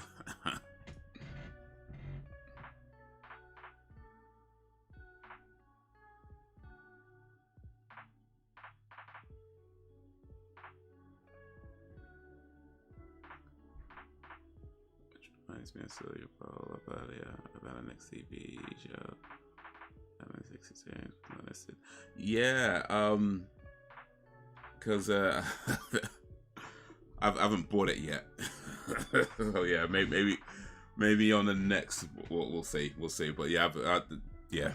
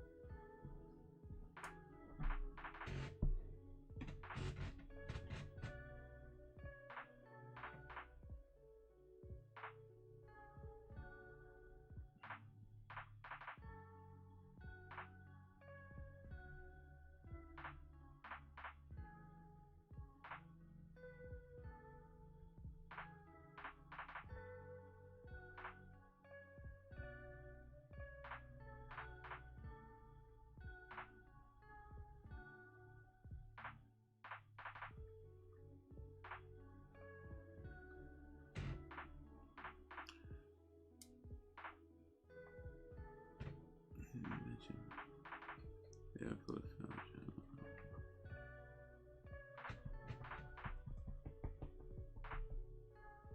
But yeah, I've got Batman the movie. I have a have that on so that's what I was used. So yeah, I have that, but I don't have the series. So at the moment,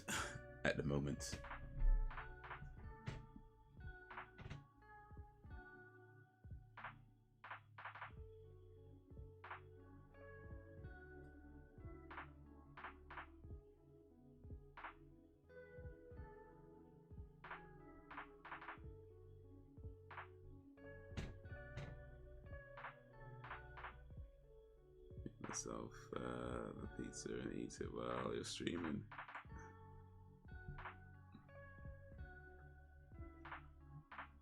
That's just cruel though, isn't it? Like, you're gonna make a pizza and eat it while I'm streaming, and I'm all nervous and stuff, and you're eating pizza. Man.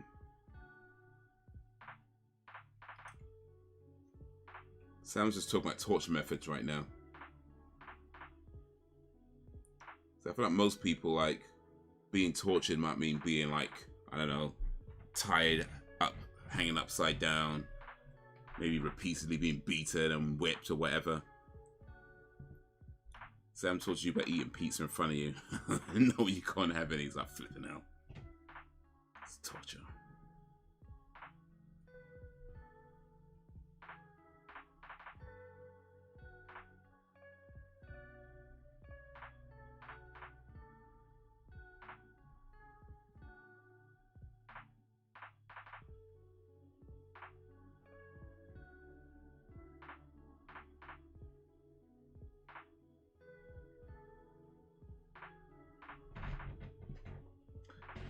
like pizza.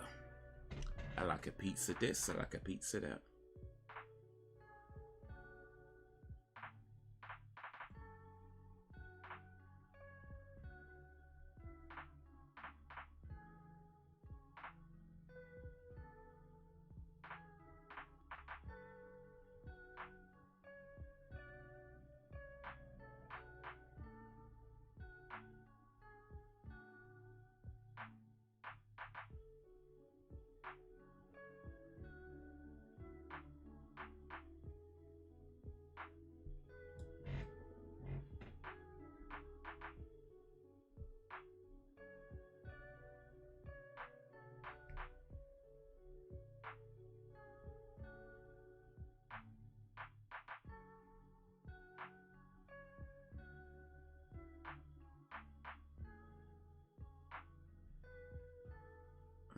Chainsaw C, too normal for you, so I need to get my rocks off in other ways.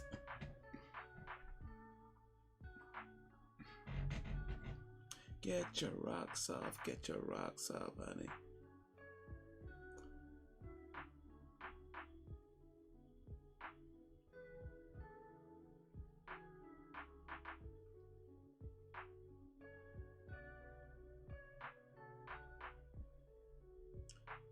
I mean, if you had to choose between being tortured by a chainsaw and being tortured by somebody eating pizza in front of you that you can't have any,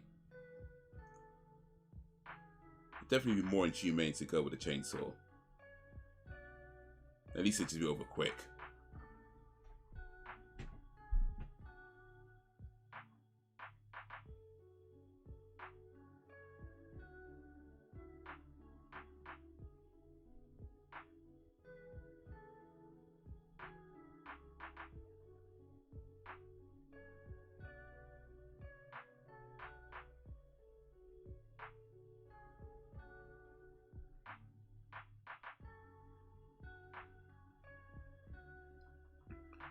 Socks off. Okay. You both are watching it.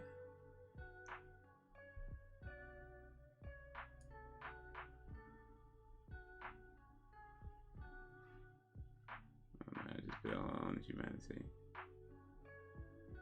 It's based on pissing each other off. Yeah, but it's pissing each other off, and then it's just like, that's just cruel, though. Eating pizza in front of somebody they can't have any, that's just cruel.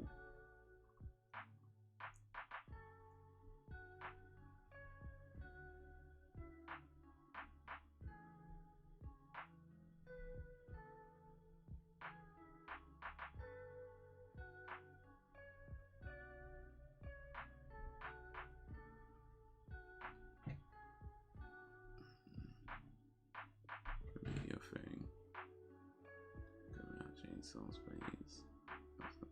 Why we talk about chainsaws? You don't like chainsaws, Fred?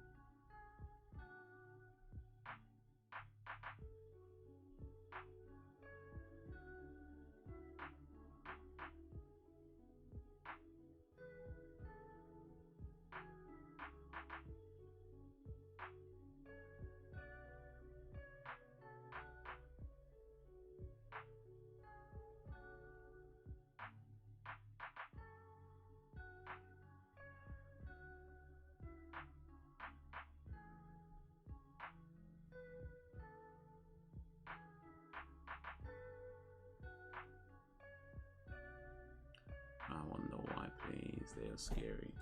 They're only scary if you give them to salmon.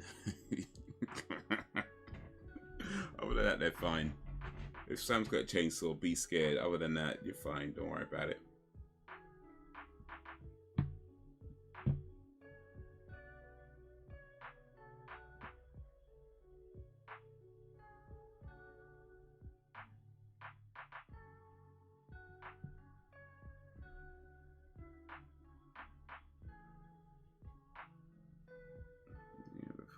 Charlotte chainsaws, blood and screaming. There is absolutely no difference.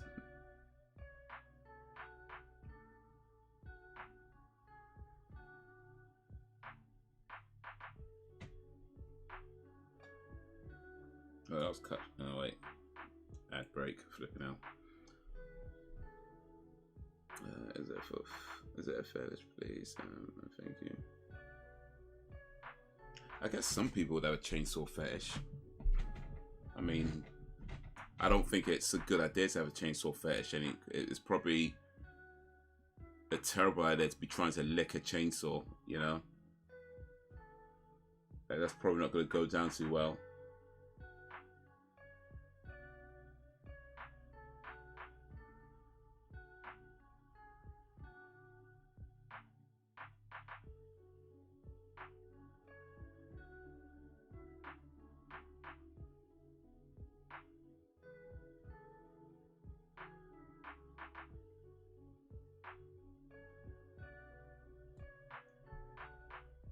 Ciao, Bella.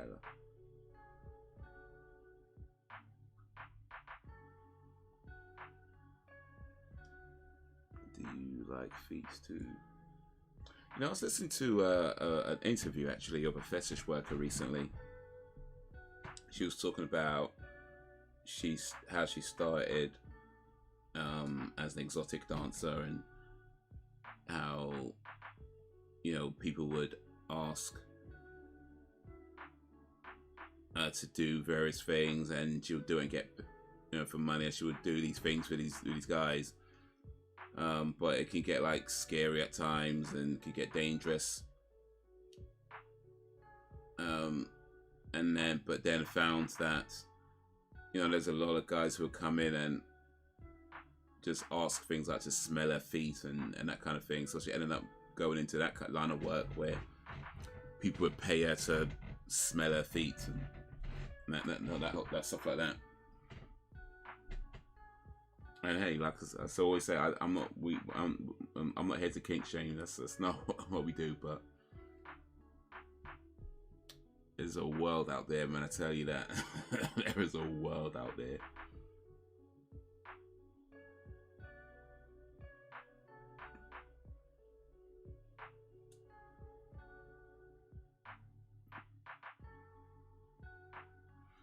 He says 20 feet, when I say, and he go, okay, I show him. He's Billy. I think torso's head and other body parts too.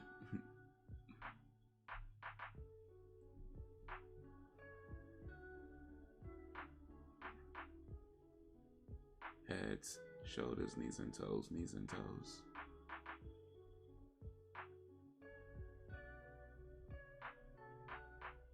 Fred wants to be friends with anybody who likes feet.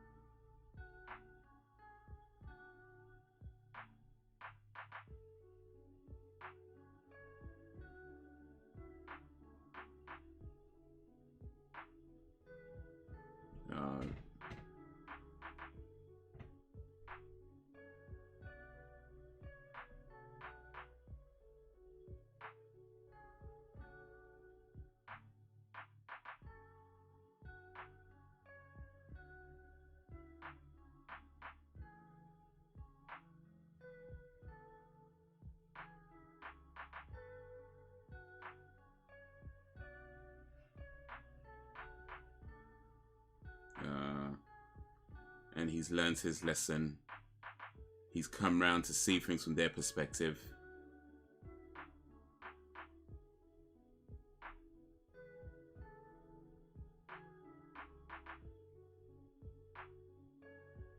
Now they can dance.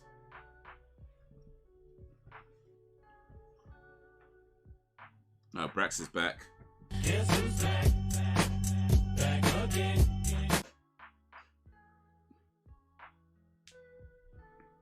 Really, my best friend, he not have foot fetish though. Brags like feet too, yes.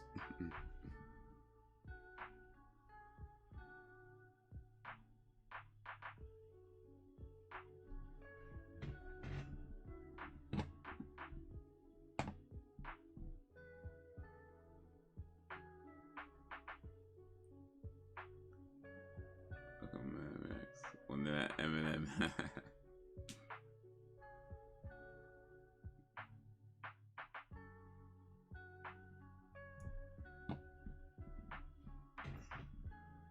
There we go. Yeah. Guess who's back? Back again. I once dated a guy who likes golden showers. That was probably my shortest relationship.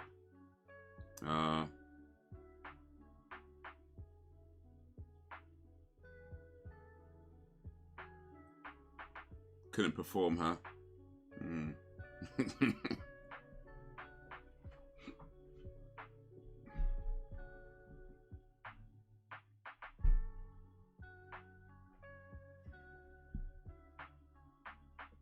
You like rain. Here's that clip. That clip, not me. Yeah, that's a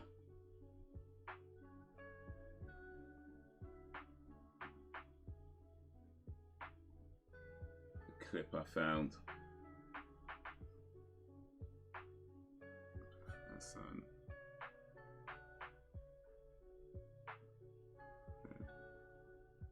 you look good with rain.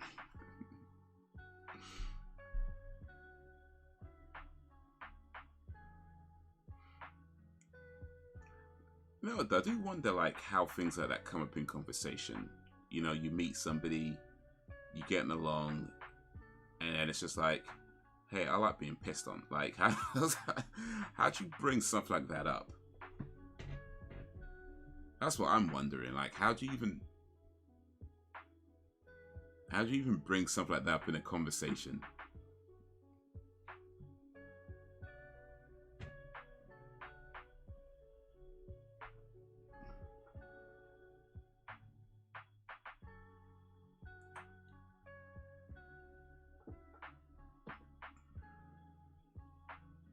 That's good. It's not a teenager.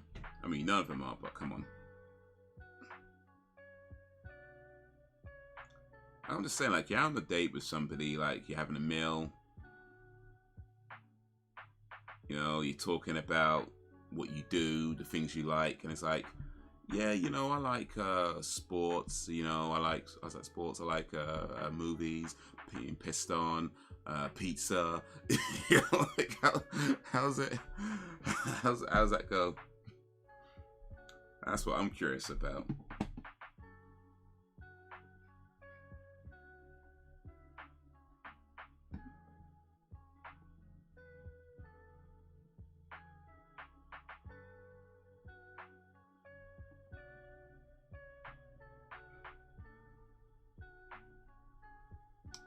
Oh, everybody's too afraid to dance.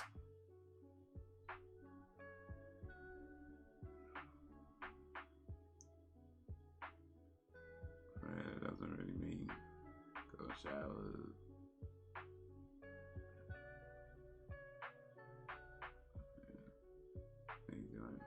Get you done.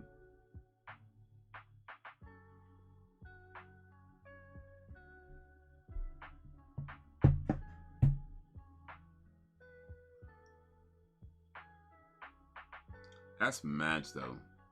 I mean, like I say, I'm not here to kink shame. I'm not about that. But that's mad. Like I don't even like it when I accidentally get my pee on my hands. You know what I mean? Like, it's picking his nose. Yeah,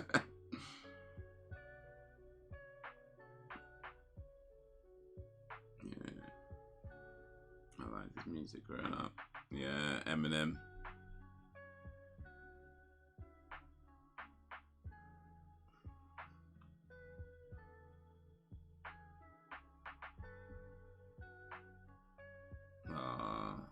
sharing it, guys.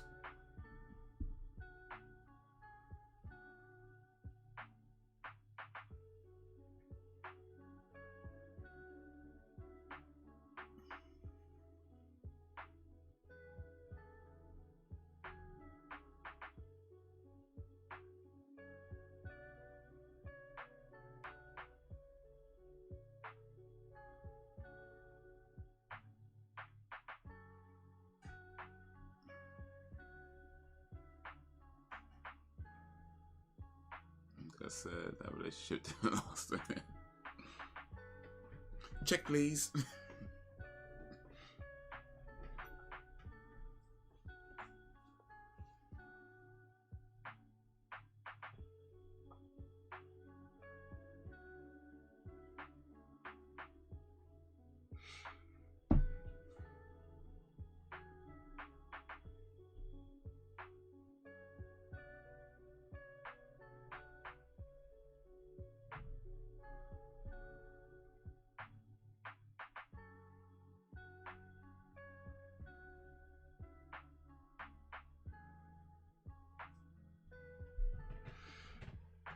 That's a shame, Sam. Seems like a keeper. You're the goalkeeper. I mean,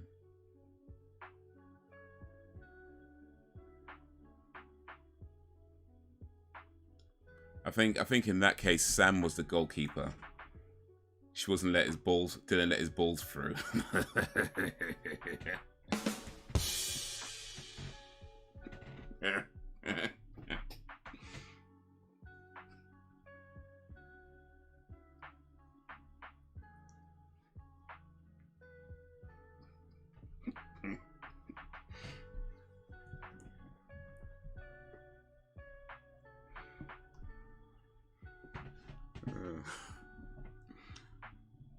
That's who you play for, please and thank you.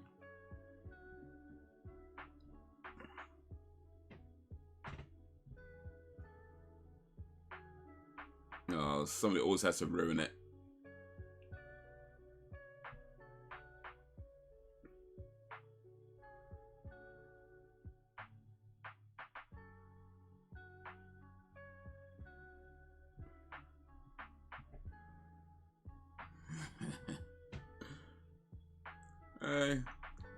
Sometimes it just comes to me.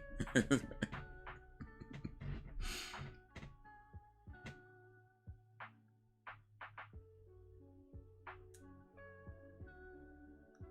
it turned out he was married, but I only found out after I called it a day. Oh, so he was really trying to get naughty, huh? I mean, I'm guessing his wife doesn't like being peed on. Or peeing on him, rather. Or maybe both.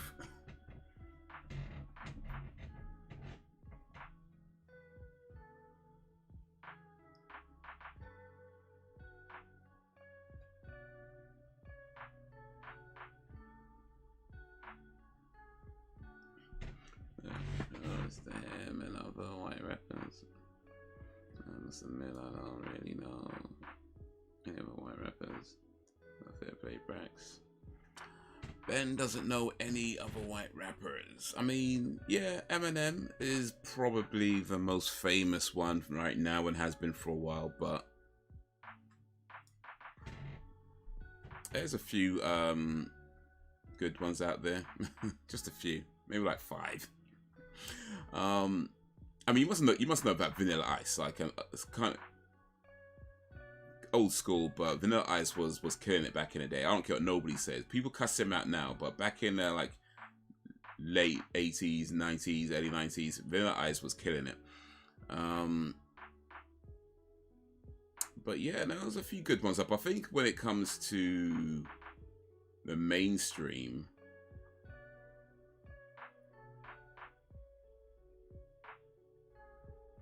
oh, you know who's really good actually? He actually died a few years ago though, but I've only been hearing some of his stuff just recently.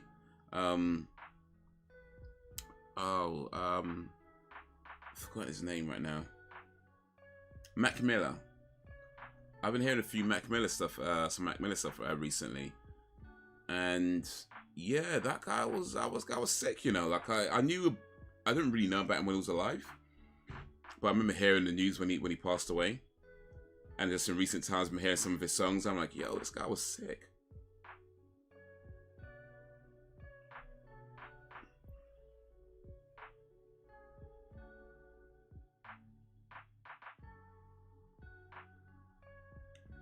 Naughty man, Sam. Indeed. I'm a fan of his. Yes, Malcolm was a rapper. He did some decent songs. Little Ice had that big hit though. Ice Ice Baby. Like, no, you can't tell me that song wasn't sick.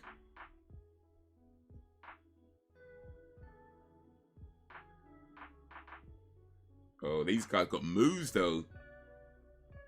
Man's popping.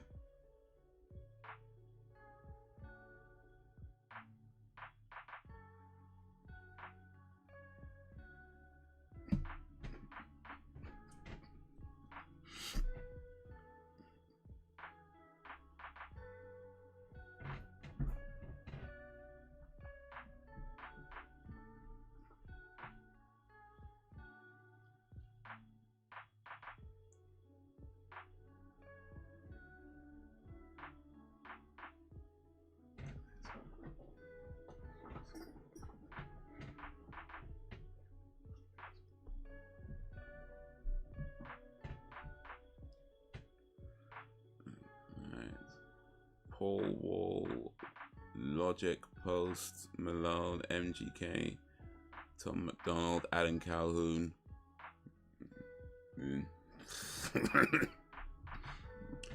I mean, I don't know.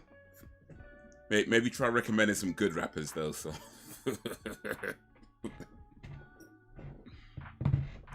Actually, Post Malone's pretty cool, but I don't know if I'd call him a rapper. He's got some good songs out though. MGK ain't too bad as well, actually. He's got some decent stuff out.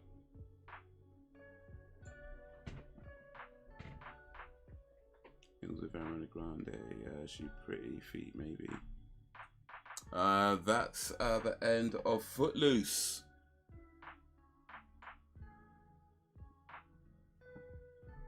That's the end of Footloose. Man, I've not seen this movie in a minute, but it's a great film.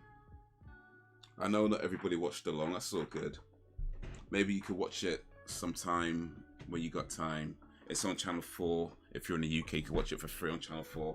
And it's definitely recommended to check out because it's a great film. It's got great music, great story, great dancing, great everything. It's just a good, fun movie from the 1980s. And man, that track's Footloose is just that when that bass kicks in, or that drums or whatever it was.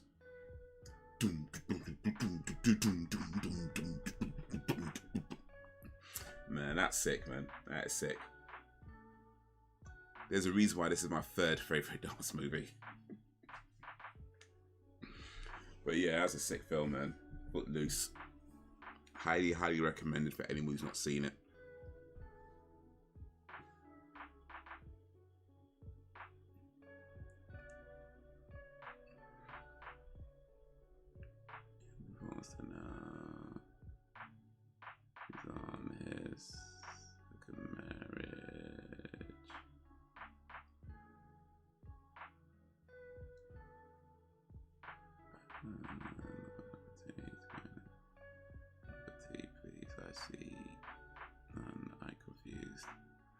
Green tea. We're talking about green tea. I drink green tea. When I'm not drinking coffee, I drink green tea. Like for example, if it gets past about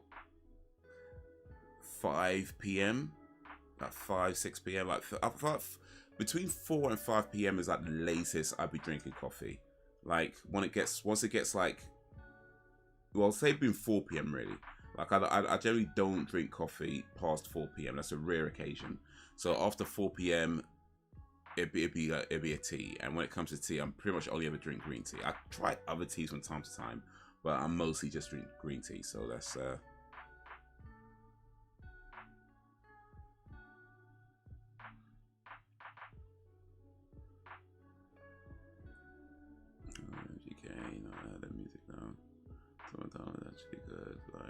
music or not. He's very talented. Yeah, he's alright. He's I think he's really good at in my opinion. Granted, very limited knowledge of Mr. McDonald. But I think that he's really good at like when it comes to things that he clearly has a knowledge on or experience in, like he's really good at getting into the details of it. Other than that, though, I mean, he's alright. I think he's he knows his audience. Like it seems to me, he knows his audience and he does what his audience wants to see, which, you know, whatever. But I mean, he's alright.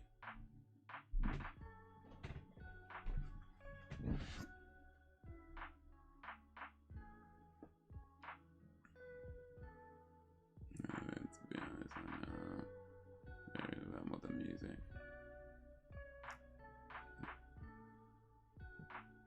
Oh, at the top, cause I know him longer, and he's from when he's from rapping, like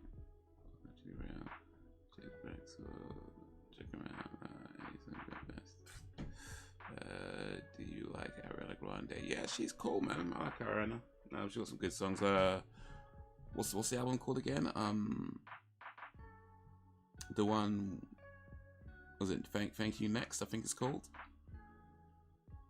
Or no, I think it's the one before Thank You Next. I don't remember, but yeah, she's got one really good album out. Might be I think it's Thank You Next actually. I think that's what it is, Thank You Next. Anyway, it doesn't matter, but yeah, she's alright.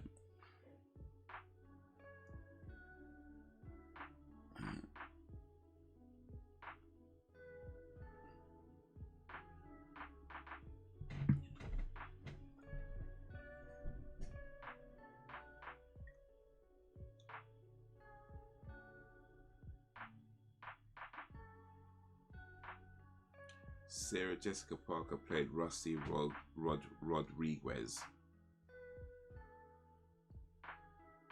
Diane Weist played Vymore.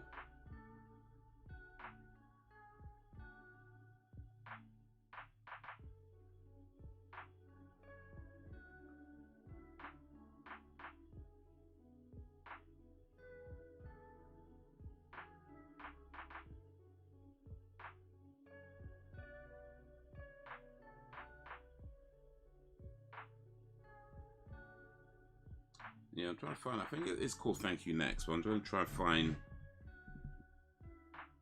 the name of.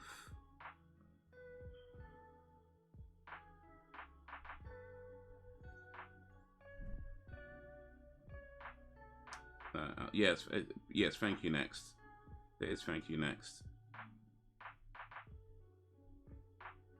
It was pretty good. That was one with 7. Was it 7 Rings and Bad Idea? And yeah, I like the album.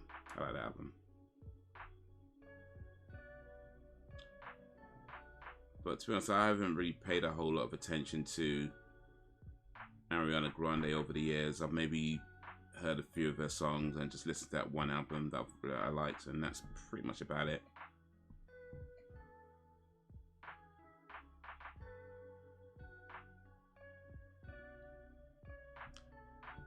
Did you ever see the movie Fairy Tale? Yeah, I saw that. I thought that was trash. Yeah, I saw that film. That was she plays the girl who helps guys move out of their parents, and but then she ended up falling in love with that one guy. First of all, like, how do you even do stuff like that as a career? Well, granted, I guess you don't do it as a career. Maybe you do it as like a side hustle. I don't know. But how do you even like advertise that as a business? That I'm gonna get with your son, make him fall in love with me, so he can move out of your house. Like, that just sounds like that sounds like a bad idea from the jump. Like, come on, like, there's no way. I mean, look, it's a movie, I know, and people do silly things in movies. I'm just saying, like, that was never gonna be a thing you can do and just like keep doing it. You know what I mean? Like the first time you do it, it's like you lucky if it works. Second time, it's like, nah, quit. Just quit. There's no way you're advertising things about, and what, they're all in the same area? What, they're all in, like, because he's not traveling. It's not as he's traveling across the country. It's like they're all in the same area. And I think one of them recognized her in the movie as well, actually. I think they did have a scene where one of their previous boyfriends recognized her or something like that. But it's like, come on, man, that was never going to be a good idea. Manipulate your boyfriend into falling in love with me so you can move out of your house and I'll dump him afterwards. Like, come on, man. Or your son, rather. I was like, come on, man. That was a terrible idea to begin with. But yeah, no, I have seen that film.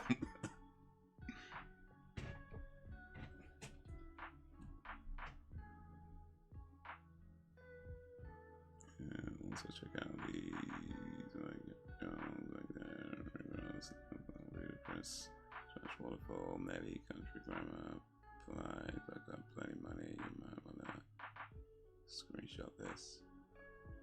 You consider doing an album, listen throughs. I've considered it, I've not done it. I mean, it's kind of long, really. Oh wait, do you mean like I'm listening to the album and you're just watching me listen to the album?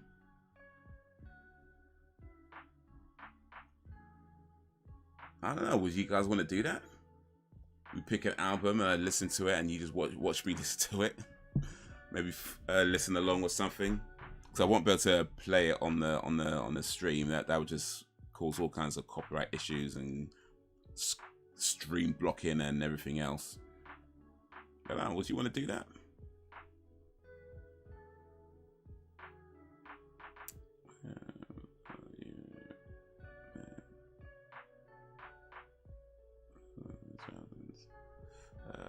The last song wasn't right-wing based, it was very neutral. You can hear the rock influence in Tom's style. My ears appreciate it. You can't go wrong with a little bit of rock, that's for sure.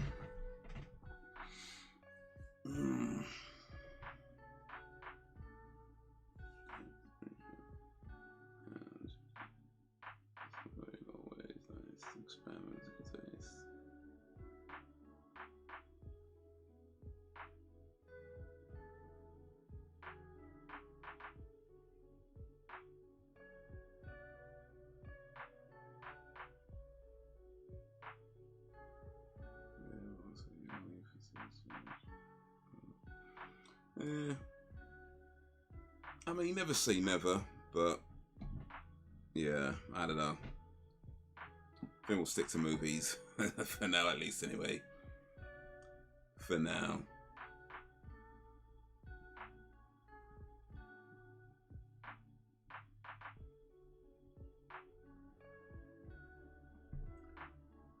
I tell you what,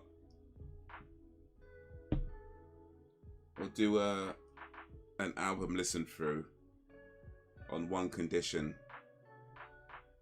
that we pick Aqua's Barbie Girl album and Sam has to listen along and we listen to it 3 times in a row.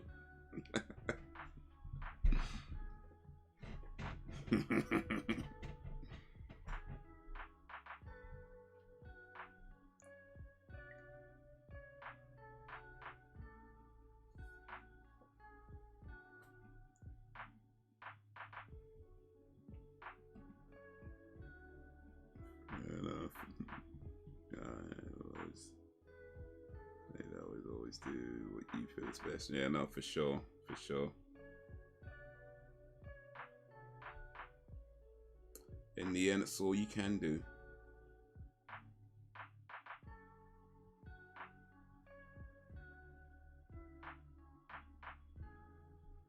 You should invite people to join your stream via webcam.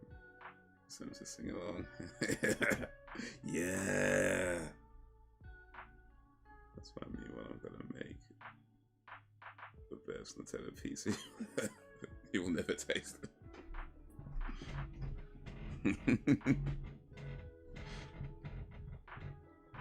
I'm go.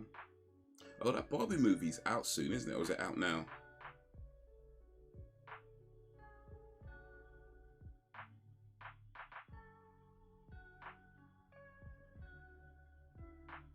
Oh, it's coming out in July. 21st of July.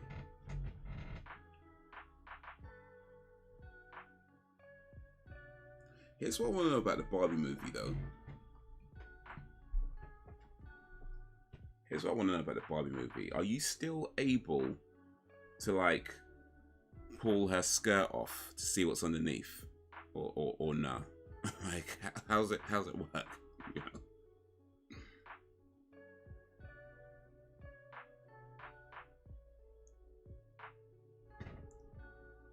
That's what I want to know.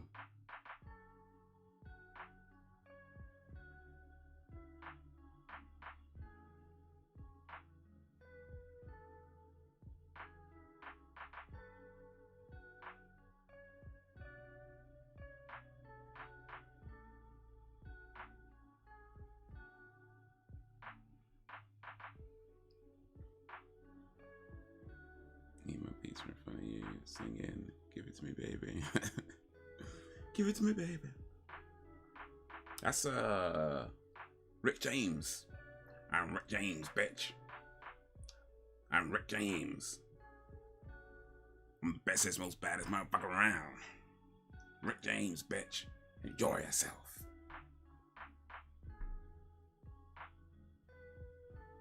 I'll go Ruby in that. She have pretty feet.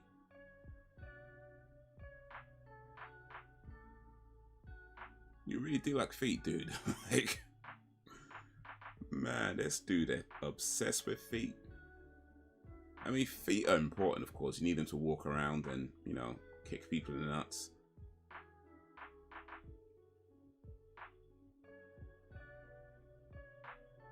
The Offspring.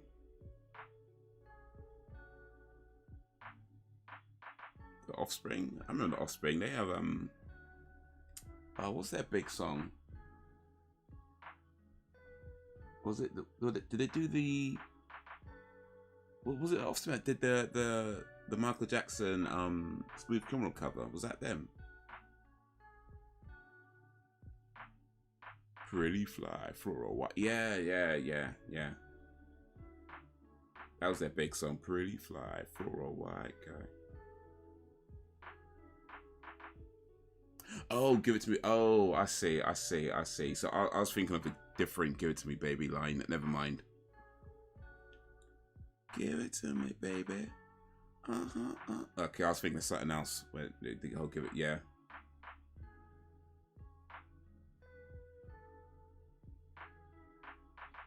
Alien Ant Farm, yes, that's right. Yeah, that they did the rock version of Smooth Criminal. Yeah. That was like 2000s, that kind of era.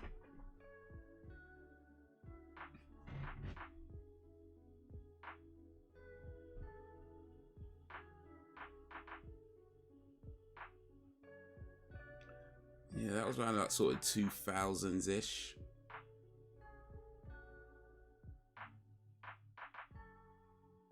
Late 90s, 2000s, that whole kind of new metal, new punk, new rock era.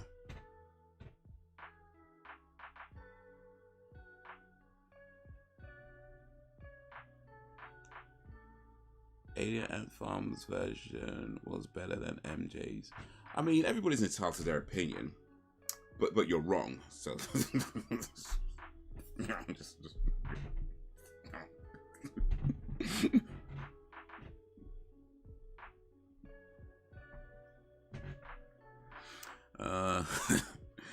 I did like the Alien Ant Farm version. I like the rock version. But I thought it was a really. I mean, if you're doing like a cover of a song, a lot of times people do covers of songs and they just feel very kind of pointless. And I will say that's definitely, in my opinion at least, one of the best covers of a song where it could exist in its own realm. You know what I mean? Like, a lot of times you hear a cover and it's just that, it's a cover. It's rare you hear a cover of a song where it feels almost like it could be an original, you know? Like, for example, when Whitney Houston did "I Will Always Love You." You know, that was a cover of the Dolly Parton song, right? But when you hear those two songs, like it, like they, you know, what I mean, Whitney sings that song like it's her song, right? And you know what I mean. So it exists not just as a cover, but as its own thing. And I think Alien Ant Farm's Smooth Criminal is one of the rare times where a cover version could just exist as its own thing, even though you know it's a cover. And nobody's, you know, it's not a secret or whatever, you know it's a cover song, but it still could just exist as its own thing. I'm not sure if I'm explaining myself properly, but hopefully it made some kind of sense.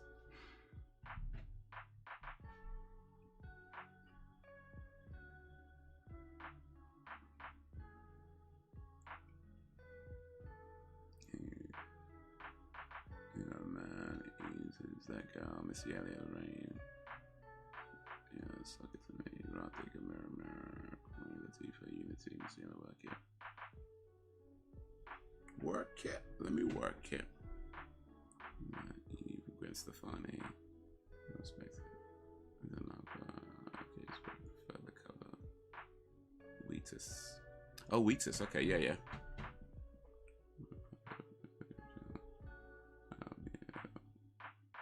Let me blow your mind. That was back in 2001. Complete Gwen was in her early 30s back then. It was a good song. Do you like that one, Max? My favorite song is I'm Your Baby Tonight. Whitney Houston.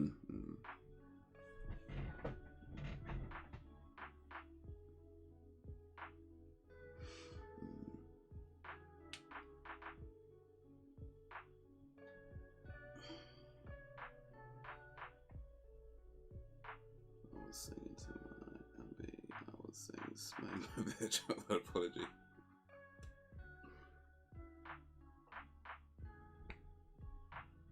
Smack my bitch up. Oh. Did you guys ever see the video to Smack My Bitch Up? I mean, you won't be able to see it now because it's pretty much been banned in like everywhere. But did you guys ever see that video? Because it's crazy. It's a nuts video. I mean, you could probably find it in some dark corner of the web or something, I'm sure. But yeah, that video was mad. That video was mad. I mean, I think probably by now it's probably not. It's probably, I don't know, considered tame or whatever. But certainly back when it came out in like 98 or whatever it was, that was mad.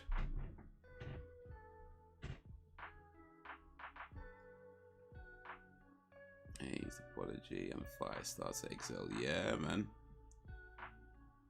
I'm the Firestarter, Twisted Firestarter. I've got that album somewhere. It might not be in the front though. I ain't gonna dig things out the back to look for it.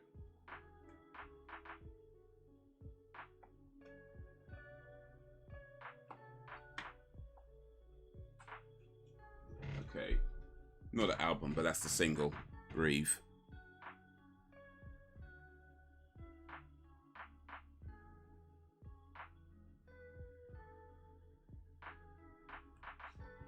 Back when people actually bought CDs.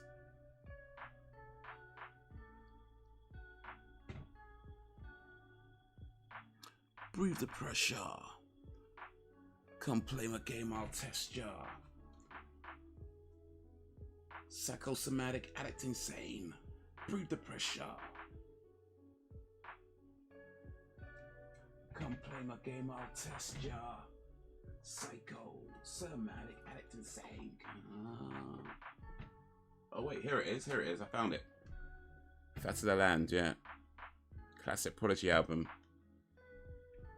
Oh, it's broke though. Case is broke. Play my game. Inhale, inhale. You're the victim. That's the inlay card that comes with. Who remembers inlay cards? Oh, look at this. Don't get this on your digital streams. You don't get this in your Spotify, Spot or whatever. Look at this. Look at that artwork in there. Is that Keith Flint? Rest in peace, Keith Flint. Oh, look at that.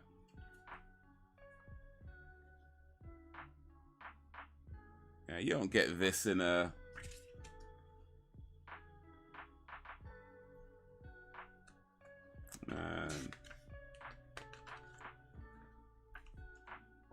Oof.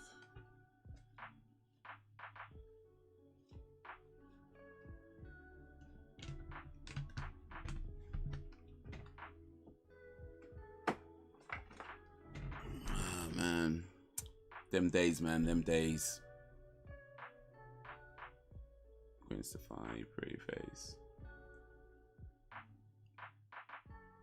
Do you know Taylor Swift's song Anti-Hero? Yeah, I know Taylor Swift. I know that song. It's a good song. I like Taylor Swift.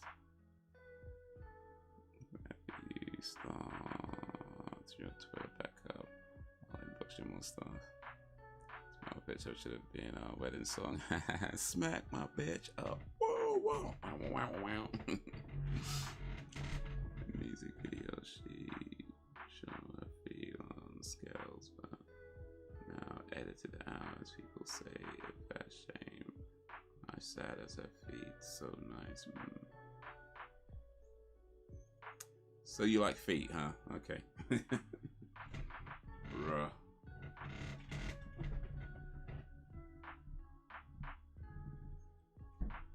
The real first I was in Charlie's Angels at full throttle and the video showing through the seasons of the Buffyverse.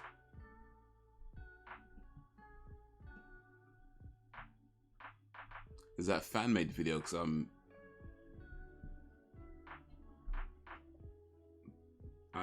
I'm guessing officially they wouldn't put that song on a Buffy thing, so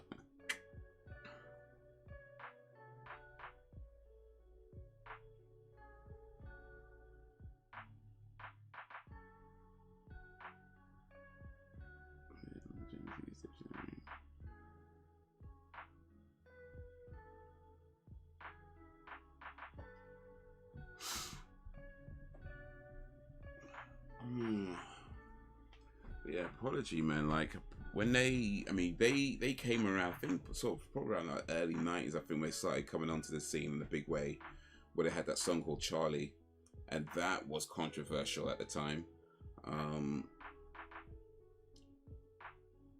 And was it Outer Space? That was another big song of theirs. But when Firestarter dropped, like they just went from, and they were always popular, but they just went from being popular to just being, I don't know, just like just a force. You know, that period of like that Fat the Land period for the Prodigy was probably their fame at its peak, I'd say. You know, not necessarily their peak as artists. I mean, that's just subjective, but certainly I feel like as far as their fame goes, that was like their peak Prodigy period, or that Fat of the Land era, where they were just everywhere and everything they're doing was just big, you know.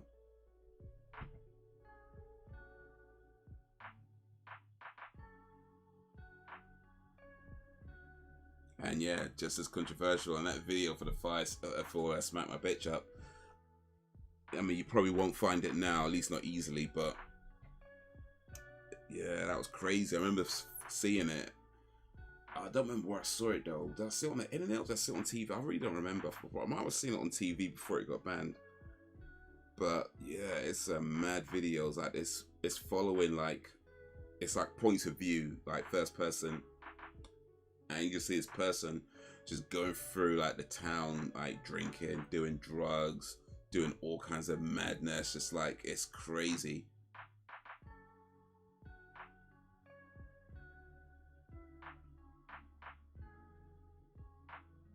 And then there's a little twist at the end.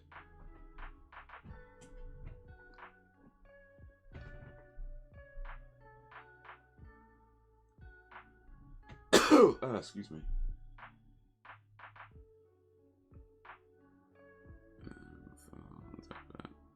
This is cool. Feel a good time.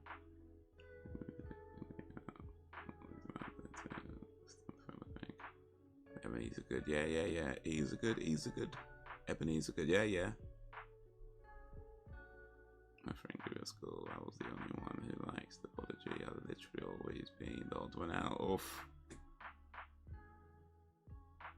I mean, you went to a school in Hull, though, so that kind of explains it.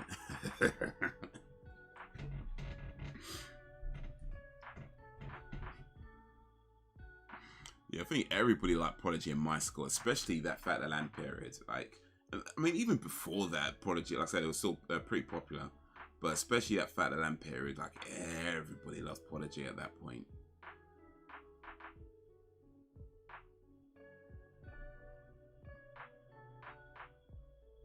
Someone brags, I think it's so talented, incredible life too. Pink have ugly feet.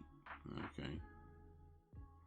I guess Fred is our resident foot rater. Lets us know who has the ugly feet and who has the prissy feet.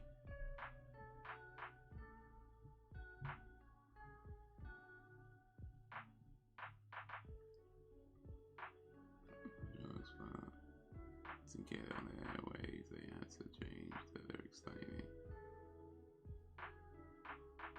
Oh, you swear, the Ebony's are good.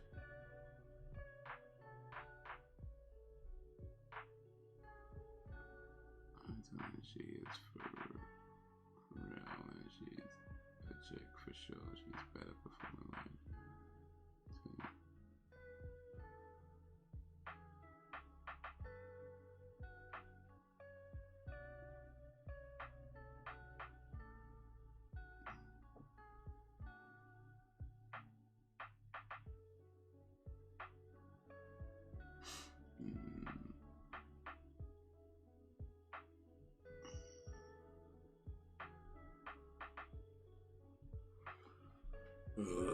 Ooh, what's the time? What's the time? It is 11:31. That's correct. I am WikiFeet giving ratings. Is that a real site, WikiFeet? Well, I'd assume it is.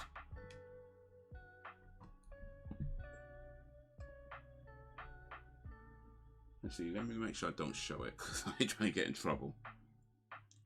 Let me make sure I don't show this thing. I don't know what's on it. I'm assuming. Well, I assume I know what's on it. Let me take a quick look. See.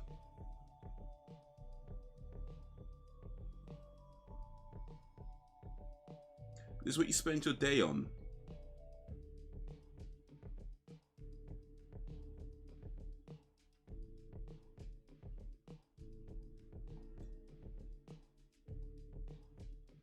Yeah.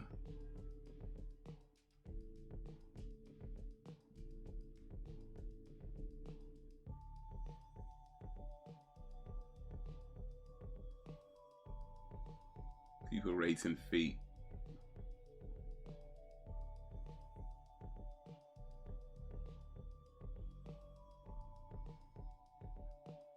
Well, each to their own, but I'm good. I'm good. Each to their own, but yeah. People hang out. Mostly likes pop music, go to movies, and you got me like poetry, rock, and horror action. Oof.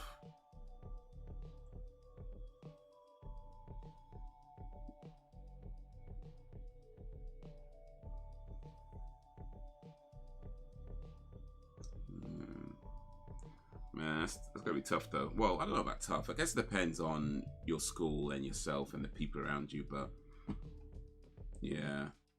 I know I was kind of an odd one out in school as well a little bit, especially being like one of very few people that listens to heavy metal in the school, and exactly the one black guy that listens to heavy metal in the school. So yeah, I get it. When you're the one that listens to the stuff that nobody else cares for, kind of sucks, but we keep going. We keep going.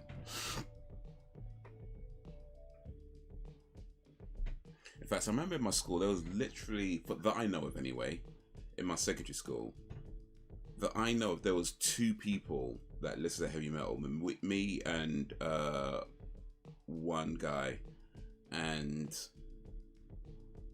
actually, no, that's not true. That's not true. That's not true.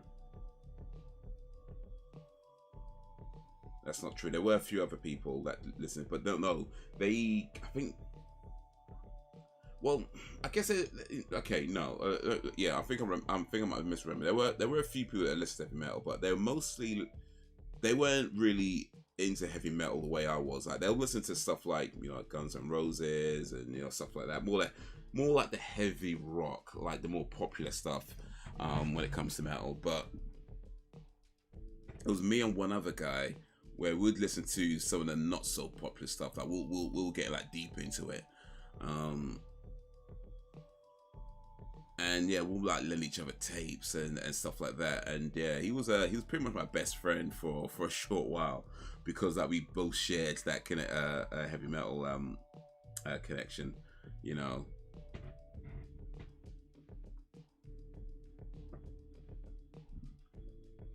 When I get into uni, though, it was like everybody was listening to heavy metal, and it's like, yes, my people, these are my people.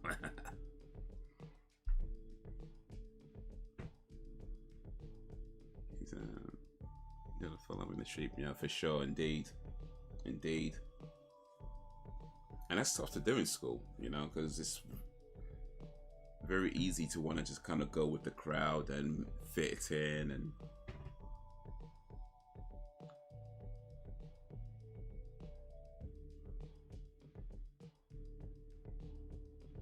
you got scared of a big spider, just step on it, stomp it with your foot. School and you're just trying to fit in as best you can. It's exhausting. Yeah, no, for sure.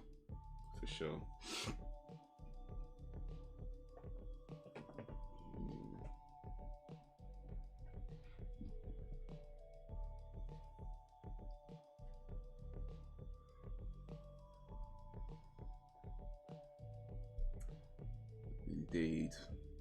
School could be a tough time for a lot of different reasons. It could be a great time, but it could be a tough time.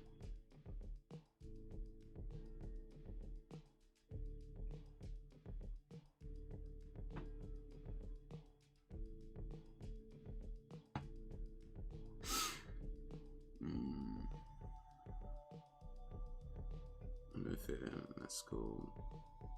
I was always an outsider.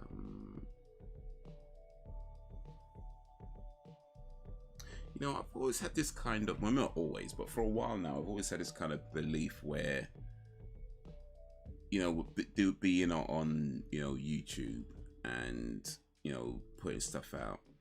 I've had this like kind of belief for a while that you'd always somehow attract the people who are like you. You know, not always exactly like you, but in every single way. I don't mean that. But just that I think that the people you attract would share like kind of similar things to you. And it seems one of those things with us is that we're all somewhat outsiders in school in some regards, you know. So perhaps that's our connection.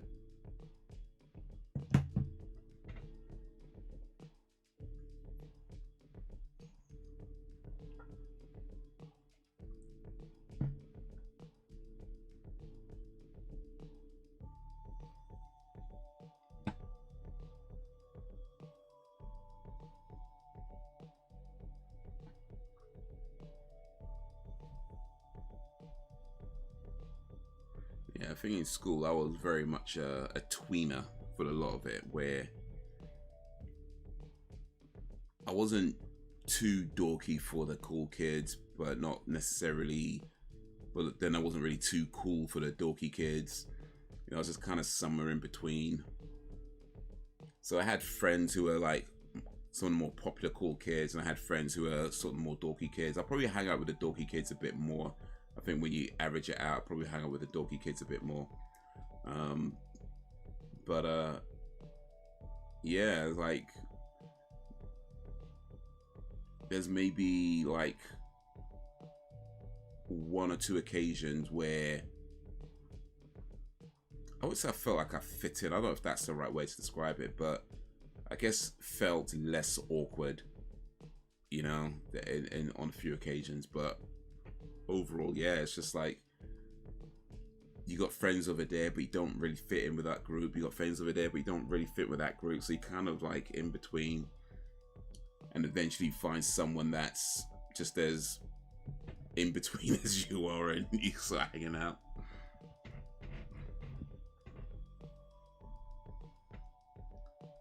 We are the weirdos, indeed. Indeed. Well, it's better to be odd than ordinary.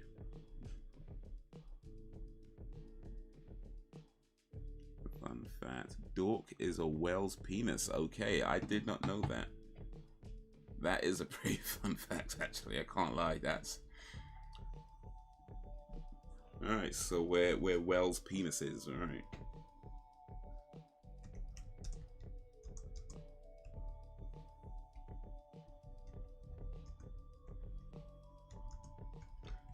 Who calls... Who comes up with these names, though? Like, I mean, it's a penis, right? Why give it a different name? I mean, it's already a penis. It's already got a name.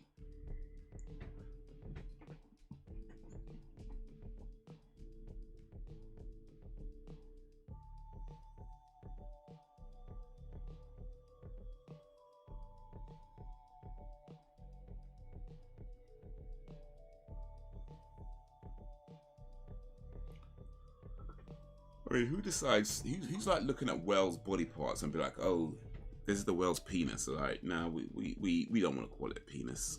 We want to call it something else. But it's a penis. Yeah, but I think we can do better than that. All right. Well, what you got? A dork. Yeah.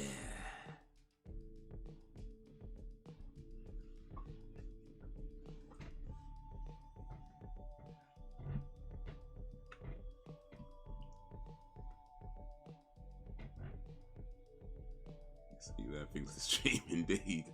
Hey.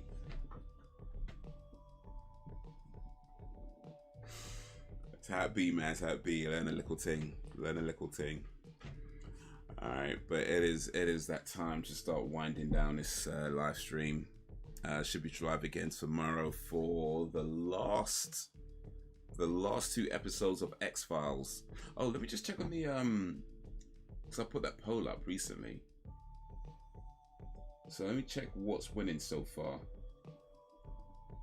Because so tomorrow's the last two episodes of the X-Files. So the following week, looking to start a new series.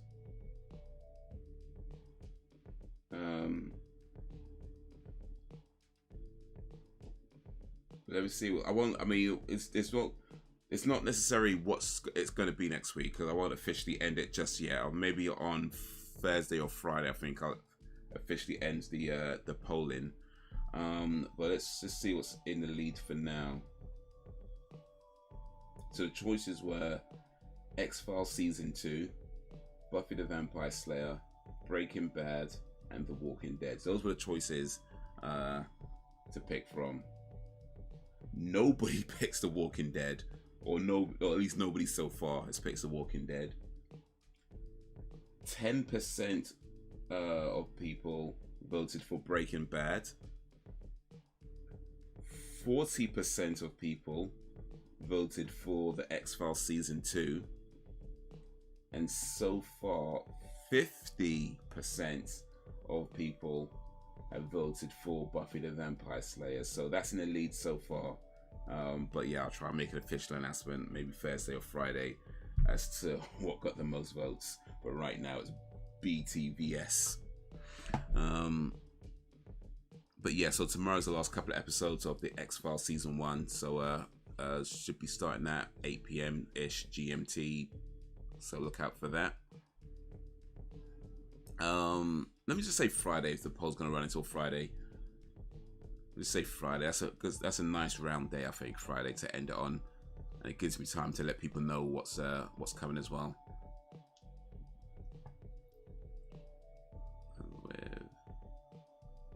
Was a mistake.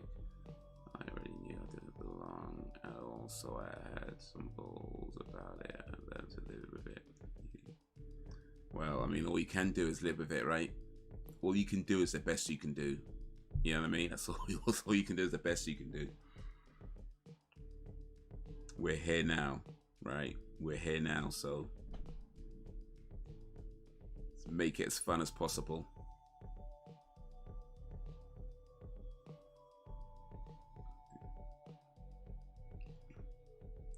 Gonna change my vote. Well, still time. On YouTube film next. Oh yeah, so next week for the movie, it's I forgot what it's called again, but yeah, that one, that only YouTube movie. Yeah, oh, what's it called? I've forgotten, but yeah, that movie. That's the one. How many bricks? Well, still time, man. Still time. Anybody want to change their vote? There's still time.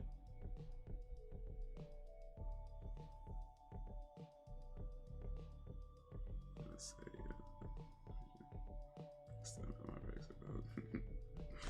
All right, guys, you've been awesome as always. I appreciate you and all that you do. Thank you for keeping me company. Thank you for keeping it lively. The village is strong because you make it strong, and we're only going to get stronger until whenever, if ever, hopefully tomorrow.